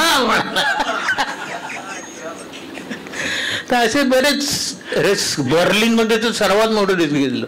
ते चुकून घेतलं. मी झोपलो ट्रेनमध्ये आणि उठलो तर मी ईस्ट बर्लिनमध्ये होतो, ज्याचा माझ्याकडे विजा नव्हता. आणि 2 बाया मोठ्या, हे कुत्रे येऊन आले आतमध्ये, आणि माझं बोबडी ओढली ना, एवढे मोठे कुत्रे असे. तर मी उतरलो आणि त्यांना सांगितलं की आय स्लेप्ट वगैरे वगैरे हातभाव करून. मग त्यांनी मला पैसे दिले उलट तिकीट. तो पासपोर्ट मी अजून जपून ठेवला, DDR का असेल. मी सहज तुरुंगात जाऊ शकलो असतो नियमानुसार, पण काय तिला दया आली त्या बाईला आणि मला सोडलं. असं खूपदा होतं माझ्या आयुष्यात. म्हणजे I take or I happen to take undue risk and I end up happily somewhere.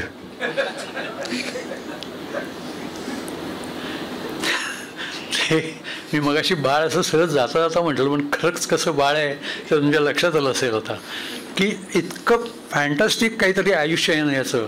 आणि हे फॅन्टास्टिक आयुष्य त्यांनी त्या कालनिर्णयाच्या चौकटीतच बसवलेलं आहे, थांबवलेलं आहे. हे मला कळत नाही आहे.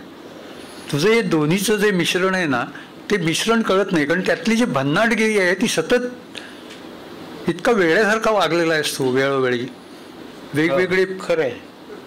तर मग ते घरात कसं राहत असतो ते आधी कठीण आहे तर उत्तर इतके. हा, त्याचं कारण समोर बसलेलं आहे भारतीमुळे. आणि ते प्रकरण जे आहे ना, ते प्रकरण इतकं सुरेख आहे. म्हणजे त्या संबंधात यू शुड कॉमेंट ॲक्च्युली की जयंतराव आजोबा, म्हणजे जयंतरावांचे पिताजी, आजी, ह्याचा जन्म, ह्याची भावंड, आणि ह्याच्या पुढे तशीच फॅमिली पुढे चालू राहते. दोन्ही मुली, मध्ये आयुष्यात भारती येते सोलापूरहून. तोपर्यंत गोवा, सावंतवाडी यांचा, मालवण ह्याचा विलक्षण अभिमान. म्हणजे सोलापूरचं पाणी आल्यानंतर त्याच्यामध्ये वेगवेगळ्या तऱ्हेचे घटक आले. तर हे सगळे तू सांभाळच कसं, म्हणजे हे सगळी फॅमिली घडली कशी. आणि सगळे एकापेक्षा एक विद्वान. म्हणजे जसं जयंतरावांचं मी मगाशीच तुम्हाला सांगितलं तसंच सगळे गुण ह्याच्यामध्ये. आणि ह्याच्यात जेवढे गुण आहेत त्याच्या सवाई वाटावेत अशा प्रकारचे गुण मुलींचे. काय गणपतीची कृपा म्हणायचं आणि काही कांट एक्सप्लेन. तुझा गणपतीवर विश्वास आहे? हो आहे. मी श्रद्ध आहे. अच्छा, गणपती असू नये पण माझा काहीतरी फोर्स आहे त्याच्यावर विश्वास आहे, ते मी अनुभवलं तो माझा आहे. नंतरचा प्रश्न आहे, पण ठीक आहे बस त्याच्याही संबंधी बोलू शकतोस तू. कला, कृष्ण, कालीमाता, तो काय आणि आहे ह्या की सगळ्या. हे ज्ञानेश्वरांपासून चालू झाला हा माझा प्रवास आहे. तो ज्ञानेश्वर म्हणजे नाथपंथ. ऍक्च्युअली नाथपंथ आहे ना, तो तिकडेच आहे. हे नाथपंथाचं जे वेळ आहे तुझं, ते वेळ वेगळंच आहे. म्हणजे तिकडे आपण वुडस्टॉक म्हणतो ते एका बाजूला, त्याच्यातून येणारे रोलिंग स्टोन एका बाजूला, आणि दुसऱ्या बाजूला हे नाथपंथी. हे ज्ञानदेवांकडून आलं. ज्ञानेश्वरी आणि ज्ञानदेव हे लहानपणापासून मला फॅसिनेट करतात. त्यांचं साहित्य, त्यांची इमेजरी जितकी वाचत जावी तितकी ती खोल आहे. तर त्यात काही चमत्कार वगैरे काही नाही तसं. हे it is a plain literature. आणि त्यांचे विचार आणि त्या भाषाचं काय बेड लावणारी भाषा, तर ते नाथपंथी होते. आणि निवृत्तीनाथ, ज्ञाननाथ नाव त्यांचं. आणि त्यांनी ज्ञाननाथ पंथ जो आहे त्याच्यामध्ये मुस्लिम पंथ खूप घुसले, पीर, आणि त्याचं चरमिसळ झाली ती काही समाजाला सहन होईना, म्हणून त्यांनी नाथपंथाचं विसर्जन केलं आणि वारकरी पंथ वर काढला. आणि वारकरी पंथ वर काढला माऊलीनंतर. माऊली गेल्याच्या 13व्या दिवशी अलादीन खलजी आला. आणि ते वारकऱ्यांना लढायचं कसं आहे माहितीच नव्हतं ना. तलवार कधी हातातच नव्हती घेतली, वाताहत झाली. तर ते सोडा. तर त्याच्यामुळे मी निवृत्तीनाथ, तिथून मी गोरखनाथांकडे गेलो. गोरखनाथांवर मी पुस्तक लिहिलं. आणि गोरखनाथ हा फॅसिनेशन विषय आहे. गोरखनाथ हे वज्रयान बुद्धिस्ट आहेत, ते हिंदू नाही आहेत.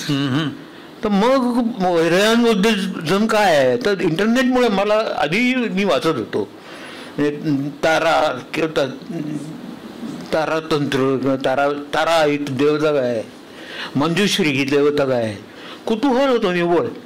आजही कुतूहलच आहे. मी हिंदूच आहे, मी काय बुद्धिस्ट झालेलो नाही.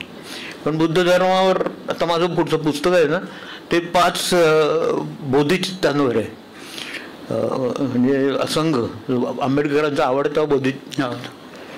त्याच्या घराचं नाव पण त्याच्या शहराचं नाव आहे राजगीर. राजगर्भ हे नाव. येस. उकाई क्योतो जपान मधलं. मी जाऊन आलो उकाईच्या आश्रमात आणि बघून आलो. ते सर्व फॅसिनेटिंग आहे. जॅपनीज लोकच फॅसिनेटिंग आहे, पण Japanese version of Buddhism is उकाई. तर तिबेटमधलं सांग ना प्रसंग. इतका अद्भुत आहे तिबेटचं. कसा जाऊन पडलास तू तिबेटमध्ये? पडला लिटरली. माझे एक मित्र आहेत राजेंद्र फडके, त्यांचं नाव आले की नाही माहीत नाही मला, मी बोलवलं होतं. तर राजेंद्र फडके एका शनिवारी दुपारी माझ्याकडे आले. ते आणि अजून एक माणूस होता त्यांच्याकडे. तो गेला, त्याचं नाव आठवत नाही मला. तो म्हणाले तू एव्हरेस्टला येणार का? म्हटलं एव्हरेस्टला येण्याची संधी कोण सोडेल? म्हटलं कधी? तो म्हणाला सोमवारी.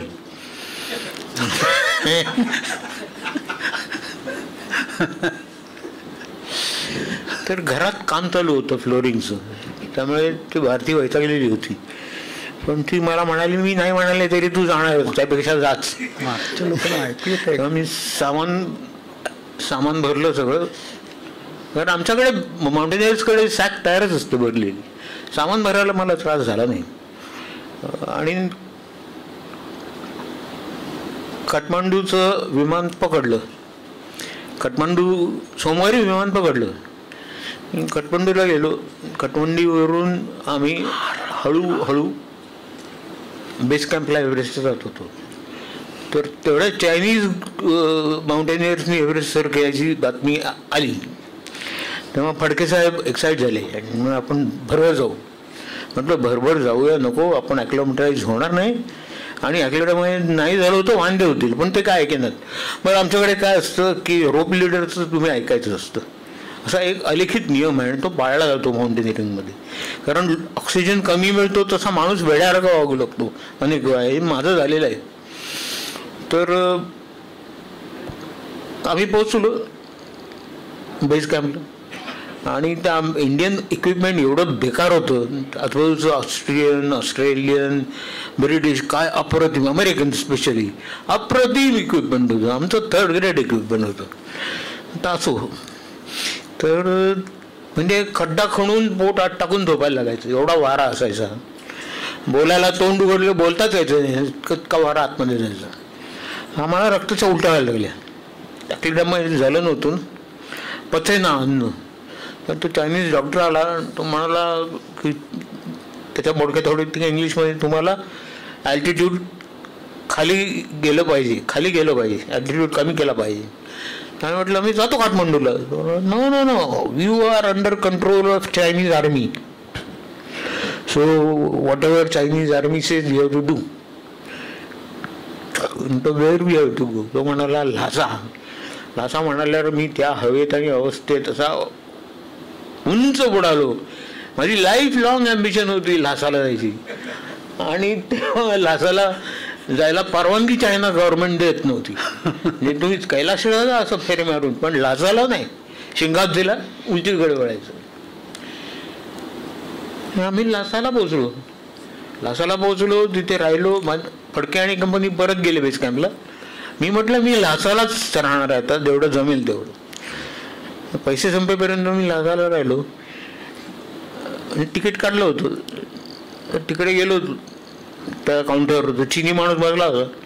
तो म्हणाला $100.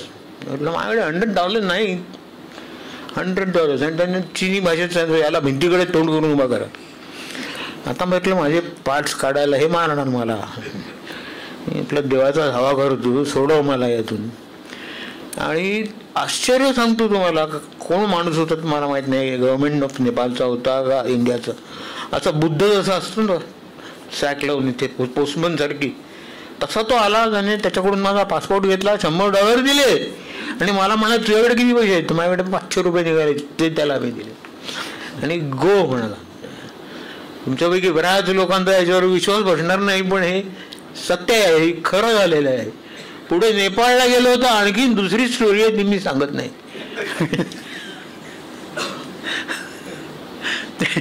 ह्याच्या अशा स्टोरीज असल्यामुळे त्याच्यावर कोणाचा कसा विश्वास बसतो याचा मला खरंच अचंबा वाटतो. कारण त्याचेच वेगवेगळ्या देशांमधले असेच अनुभव आहेत सगळे.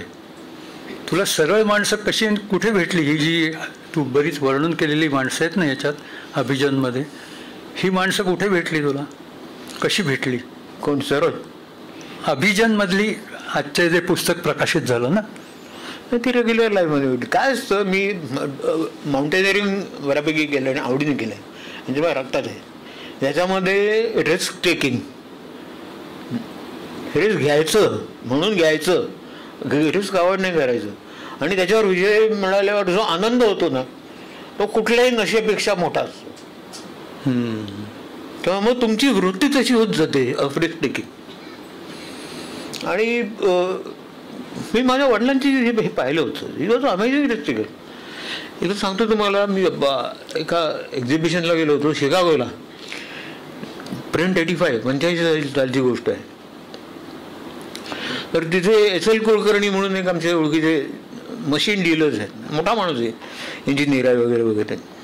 आता करत नाहीत धंदा, पण हॅरिसचे ते एजंट होते. हॅरिस नावाची अमेरिकन कंपनी होती. तर शोमध्ये ते मला बाजूला घेऊन गेले आणि म्हणाले तू इथे सही कर. म्हणाले हे $4,20,000 मशीन नॅशनल हेराल्डने साईन केलेलं आहे, आणि तो त्याचा MD मेला गेल्या आठवड्यात, त्यामुळे आता कोणी सही करायला तयार नाही, तर तू सही कर.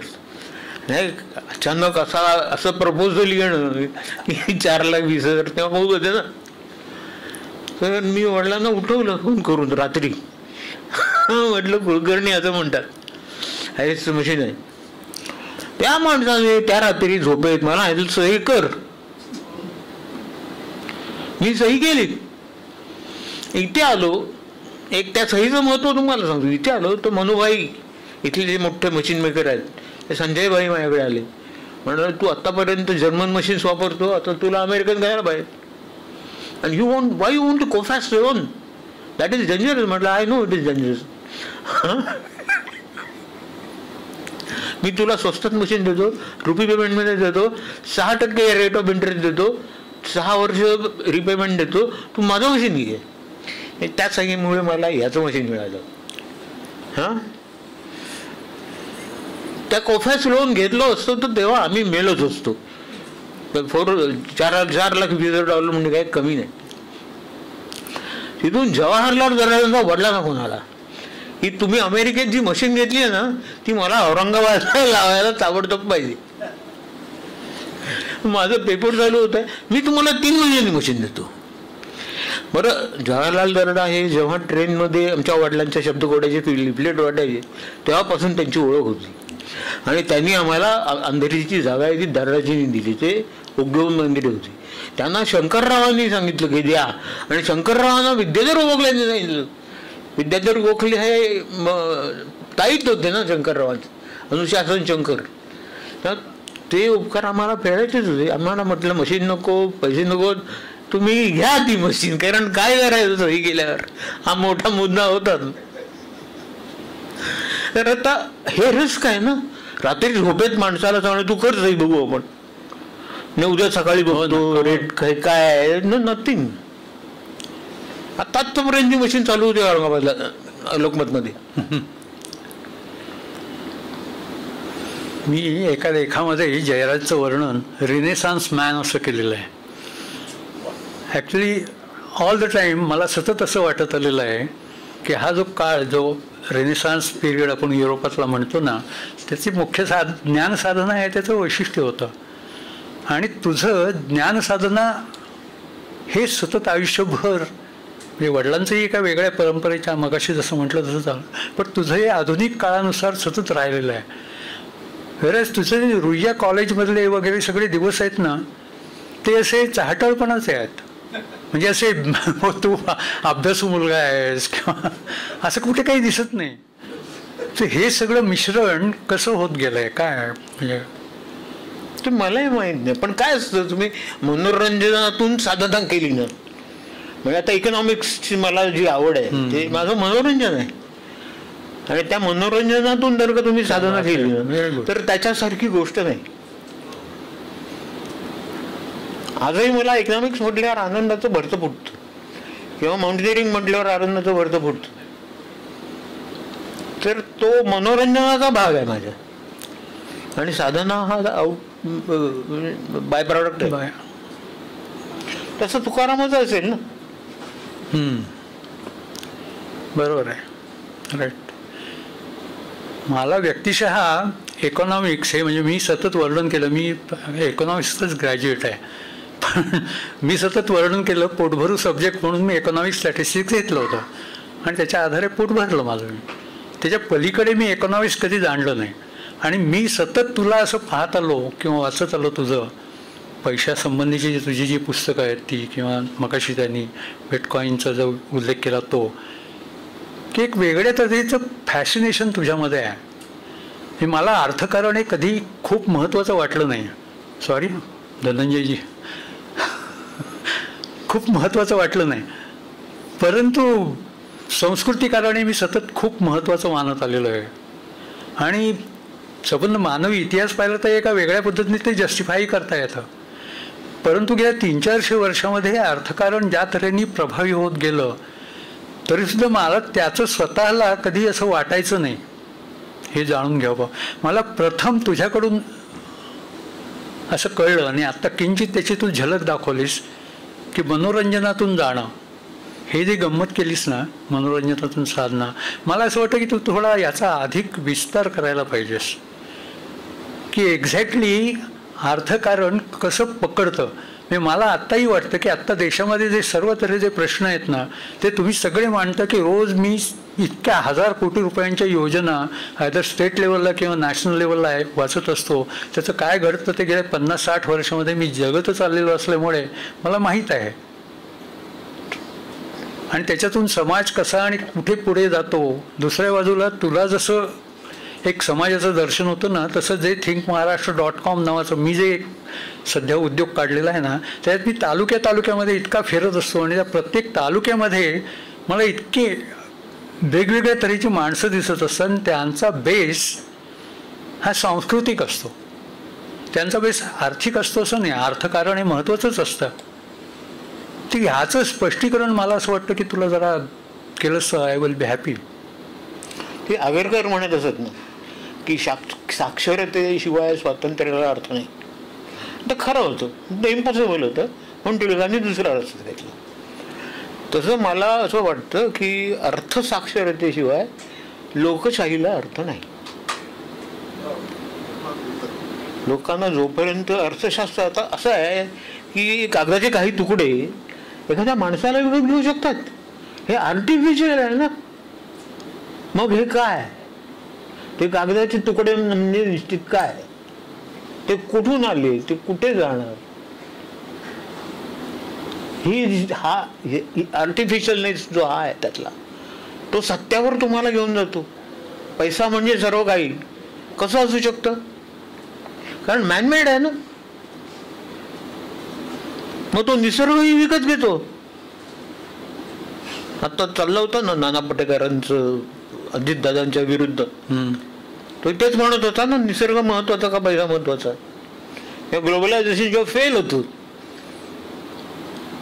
कसं होतं, आधी ग्लोबलायझेशन नव्हतं का, होतं. गेली 3000 वर्ष ग्लोबलायझेशन आहे, वस्तूंची देवाणघेवाण होते.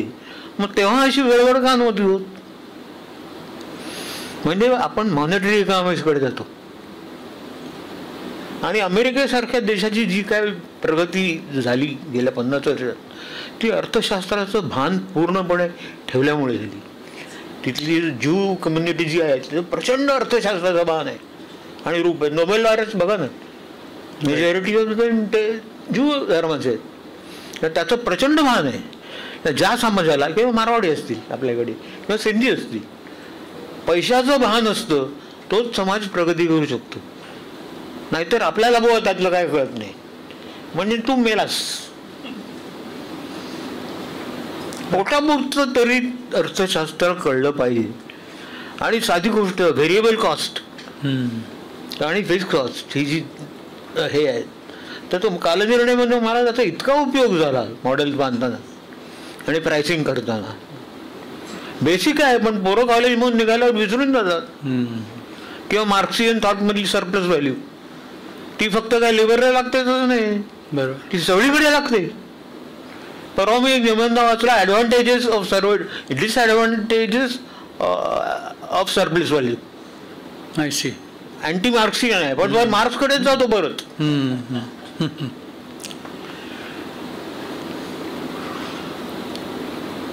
त्यामुळे मार्क्सला तो जरी अर्थशास्त्रज्ञ नसला, तो तत्वज्ञ आहे, त्याचा अर्थशास्त्राचा काही संबंध नाही. जसं चाणक्य हा नीतिशास्त्रवाला आहे, त्याचा अर्थशास्त्राचा काही संबंध नाही. जे मार्शलने सुरू केलं सुरुवातीला, वेल्थ ऑफ नेशन्स सुरू केलं, तिथून अर्थशास्त्र सुरू झालं. पण त्याचं भान तुम्हाला हवं. ते भान आपल्याकडे अजिबात नाही आहे. काही लोक डबल पैसे करतो, काय वाटेल त्या स्कीम्स आणतात. कोंबडा कुठला तरी येतो, अरे काय चाललंय काय मला कळतच नाही. एका कोणीतरी माणसाने जयसिंगपूर ते कोल्हापूर मोगळे साहेबांना माहिती हायवे काढला, फ्रीवे, आणि त्याचे बॉन्ड विकले आणि लोकांनी ते घेत. आता यांना बॉन्ड म्हणजे काय ते माहित नाही. तरी अर्थभान आल्याशिवाय होणार नाही. आणि अर्थ हा जो मराठीत शब्द आहे ना किंवा संस्कृतमध्ये, त्याची व्याप्ती खूप मोठी आहे. इकॉनॉमिक्स पेक्षा काही पटीने मोठी. I know. तेवढी भीष्मालाही आली नाही. तेव्हा म्हणाला अर्थस्य पुरुष होता, ज्याला बायको घर मूल काही नाही, बरोबर, असा विद्वान पराक्रमी माणूस म्हणतो अर्थस्य पुरुष होता. तेव्हा त्या अर्थाचा अर्थ केवढा मोठा असेल. पण त्याचं भान आलं पाहिजे. तुझं दुसरं वेड जे आहे ना ते टेक्नॉलॉजीचं. आणि आज सगळ्यात जगासमोर चिंता कशाची वाटत असेल तर टेक्नॉलॉजीची चिंता वाटते. AI नावाची जी काही गोष्ट निर्माण झालेली आहे आणि ते प्रत्येक जण आपापल्या परीने अर्थ लावतो. तो जसा परमेश्वरासारखा आहे जणू. तू या सगळ्याचा कशा पद्धतीने विचार करतोस आणि तुला भविष्य काय दिसतं. आता मोठमोठ्या तत्त्वज्ञानानं सुद्धा अशी भीती वाटते की AI आपल्याला मनुष्य जातीला मारून टाकणार आहे. काय आहे ती भीती म्हणजे ते पहिलं वाफेचं इंजिन आलं ना तेव्हा ते लोक चारा घालत होते त्याला. तशी ती भीती आहे आणि ती व्यर्थ आहे. It is a very very hitech modified app. थोडक्यात सांगायचं जे रिझल्ट खटाखट देतो, अमेझिंगली देतो, I know. रचना करतो. पण it is technology. Man cannot ride technology cannot ride man because man creates it. या देशातली पहिली वेबसाईट आम्ही एस्टॅब्लिश हो ना, केली कमाल आहे तुझी. 42 सगळे पहिला ॲप आम्ही काढलं तर कॉन्सुलेट जनरलला माहीत नव्हतं. तो मला गाडीत विचारतो व्हॉट इज ॲप म्हटलं आय टेल यू. त्यामुळे टेक्नॉलॉजी फ्रेंडली तुम्ही असायला पाहिजे, त्याच्याकडे शत्रू म्हणून बघता नाही. आणि AIला आहे तर शरद पवार खूप हे करतायत उसासाठी. सावंत तुम्हाला माहिती असतील, ज्या ते सावंत त्यांच्याशी काम करतात. त्यांच्या वसंतदादा इन्स्टिट्यूटमध्ये पण त्यांनी बरोबर. जयंत पाटील पण करतोय त्याच्यावर काम. आणि ते त्या दृष्टीने पॉझिटिव्ह दृष्टीने बघतायत की ह्युमिडिटी कशी कंट्रोल करायची, फर्टिलायझर, मातीचा दर्जा दरवेळी बदलणार ना. हो ना, व्हेरिएबल्स इतके आहेत त्याच्यामुळे ते महाग आहे. राईट, ते गरीब शेतकऱ्याला म्हणजे छोट्या होल्डिंगला परवडणं कठीण आहे. बरोबर मग त्यातून कसा मार्ग करायचा, त्यांच्यासाठी तो छोटा होल्डिंगवाला मतदार म्हणून महत्वाचा आहे. बरोबर. पण सावंत हा माणूस फार इंटरेस्टिंग आहे. ते त्यांच्याशी बोलताना कळतं ते. I see. मला असं वाटतंय की बरं थांबूया ना 40 मिनिट. तुझं जे सगळं संचित आहे आत्तापर्यंतचं त्याचं थोडक्यात जर तुला वर्णन करता येईल का की तू अचीव जे केलेलं आहेस वेगवेगळ्या गोष्टी त्याच्यातला तुझ्या कुटुंबाचा तुझ्यावरचा विश्वास असं जरा जर तू आम्हाला वर्णन करून सांगितलंस तर चांगला समारोप होईल. इंग्लिशमध्ये सांगतो तुम्हाला, jack of all and master of none. इथे असं थोडक्यात. आता तुझ्याच पत्रकारांचं असं असतं ना, त्यांना सगळे विषय तुझ्यात संकोच आहे, विनय आहे असं मला कधीच वाटलेलं नाहीये. त्यामुळे तू हे विनयाने वगैरे असं काही बोलू नको. सरळ हे मला तू जे त्या संबंध याच्यामध्ये जे सतत वाटत आले, मगाशी जो मी प्रश्न विचारला तुला आणि तू त्याच्यावर खूप इलॅबोरेट बोलला नाहीस. म्हणजे की तुझे आजोबा, तुझे आजी, तुझे वडील, तुझं कुटुंब, तू भारती आणि तुमच्या मुली, हे अचंबा वाटावं असं आहे. तुझं जे सगळं दादरचं वैभव आहे ना, ते जे लक्ष्मी सदन नावाची जी गोष्ट आहे तो राजवाडा आहे. पण राजवाडा जरी असला तरी सुद्धा तिथे राहतो धर्मपंडित. अशी काहीतरी विचित्र गोष्ट आहे. आता तुझ्यात धर्मपंडित म्हणजे पांडित्यही नाही आहे आणि धर्मही नाही आहे, म्हणजे असं मला जे दिसतं ते तुझ्या आत आहे ते ठीक आहे, तू चांगल्या अर्थाने. तर हे सगळं म्हणजे आजच्या काळातच आहे, हे सगळं घडतं आहे, पण हे आजच्या काळाला अनुरूप असं नाही आहे. तर हे एकदम युनिक अशा तऱ्हेची मला संबंध, जेव्हा मी तुझ्याशी बोलावं असं कोणाला मला सुचवलं तेव्हा मी विचार करू लागलो. तेच स्वाभाविकच माझ्याजवळ म्हटलं ही झाली फॅमिली आहे काय. ही फॅमिली ह्या जगातली वाटत नाही, पण तू ह्या जगातच जगतोयस. तर ही जी सगळी अनेक तऱ्हेचे विरोधाभास आहेत ना, या विरोधाभासाचं थोडं स्पष्टीकरण गरजेचं आहे. ते अख्खं माझं आयुष्य हेच विरोधाभास आहे. म्हणून त्या पुस्तकाचं तेच मी सांगतोय ना तुला की समव्यस्त हे त्या पुस्तकाचं नाव त्या विरोधाभासातून आलं. तेव्हा तुला कळलं होतं. हो, कायम एक्स्ट्रीम्सवर असतो मी. ते म्हणजे माझं अगदी त्या निर्वासितांच्या साईड जे गेलं सिंधी, तिथपासून हा विरोधाभास आहे. आणि त्या विरोधाभासाच गंमत आहे. जिन खोई होऊन पाहिजे ना. आणि एक्सपोजरचं असं आहे की ते वडिलांमुळे मेनली की आज पतंगराव कदम घरी आले ते आणि माझी धाकटी पोरगी, हे दोन कुस्तीतले हे म्हणलं भांडावे आहेत ना त्याचे वाढण्याचे. किती मोठा झालास मग ते असं. मग दुसऱ्या दिवशी नारायण राणे आले, मग त्यांच्याशी वेगळं बोलणं. मग दादी शास्त्री पण शिकर आले, त्याच्यामुळे इतक्या विविध याची माणसं यायची सगळ्या समाजातली त्यांच्याकडे, तसे माझ्याकडेही तसेच लोक यायचे विचित्र येतात. हो. आणि हे चंद्रकांत खोत किंवा गुरुनाथ दुरी किंवा दुसऱ्या बाजूला ओक तो घाऱ्या डोळ्यांचा मंडेनाथ सावंत, मने अशी टोटली ऑफबीट माणसं आहेत ना, त्यांच्याबद्दल मला फॅसिनेशन आहे त्यांचं आयुष्य बघून. नाही, या लोकांना उद्याची भ्रांतच नाही. या ट्रू. आणि त्यांचा जो मुक्त छंद आहे ना गुरुनाथचा जो होता, म्हणजे गुरुनाथची कविता MA ला शिकवली जायची. हो ना. आणि गुरुनाथ त्याच्या बाबत 10 रुपये मागायचा. तर त्याचा विरोधाभास आहे ना. Yeah right. Very good. Very well said. You are right. आणि एक तुमच्याकडे ते थोडीशी निस्वार्थ वृत्ती असेल, ह्याच्यात माझं काय, तर तुम्हाला लोकांचे जास्त जवळ जातात, स्पेशली पॉलिटिशियन्स. या मग ते तुमच्याकडे सेफली बघतात. बरोबर आहे. नंतर हा हे काढून ते काढेल का, बरोबर असं असतं ना. मला त्यांच्या व्यक्तिमत्वात पॉवरमध्ये इंटरेस्ट असतो. काय पॉवर असते, मी पॉवर वापरायला जात नाही, आगीची ऊब घ्यावी. आम्हाला मी मगाशी सुरुवातीला वर्णन केलं ना तुला, विष्णू शंकर वगैरे पुष्पवृष्टी करतायत, ते जरी मी वर्णन केलं असलं ना, तरी त्यावेळेस सुद्धा माझ्या मनामध्ये होते की भीमसेन जोशी, लता मंगेशकर हे सुद्धा तिथून पुष्पवृष्टी तुझ्यावर करतायत. आणि ते सतत मला महत्त्वाचे वाटतात.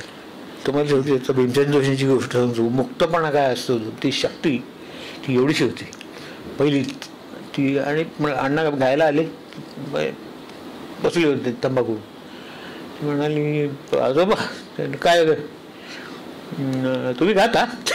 हो, मी गाते आणि नाचते सुद्धा म्हणाली.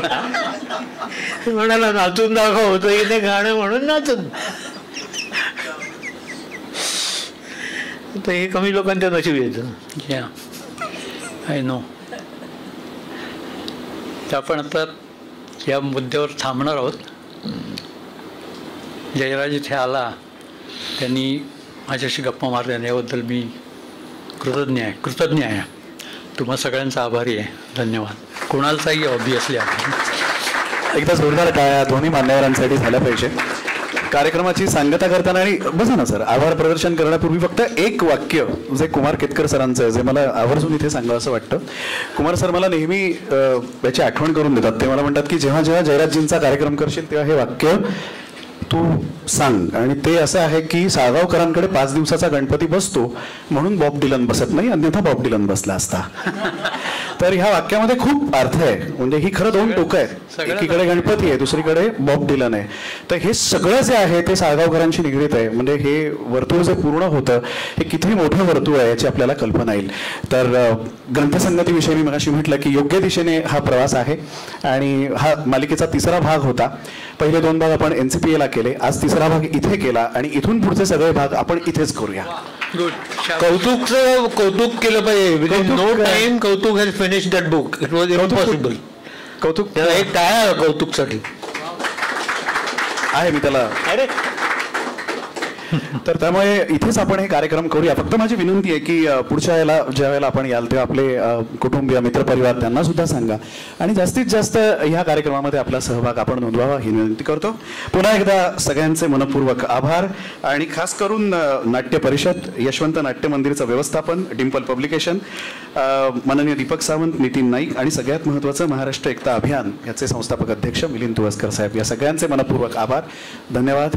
जय हिंद, जय महाराष्ट्र आणि शुभरात्री.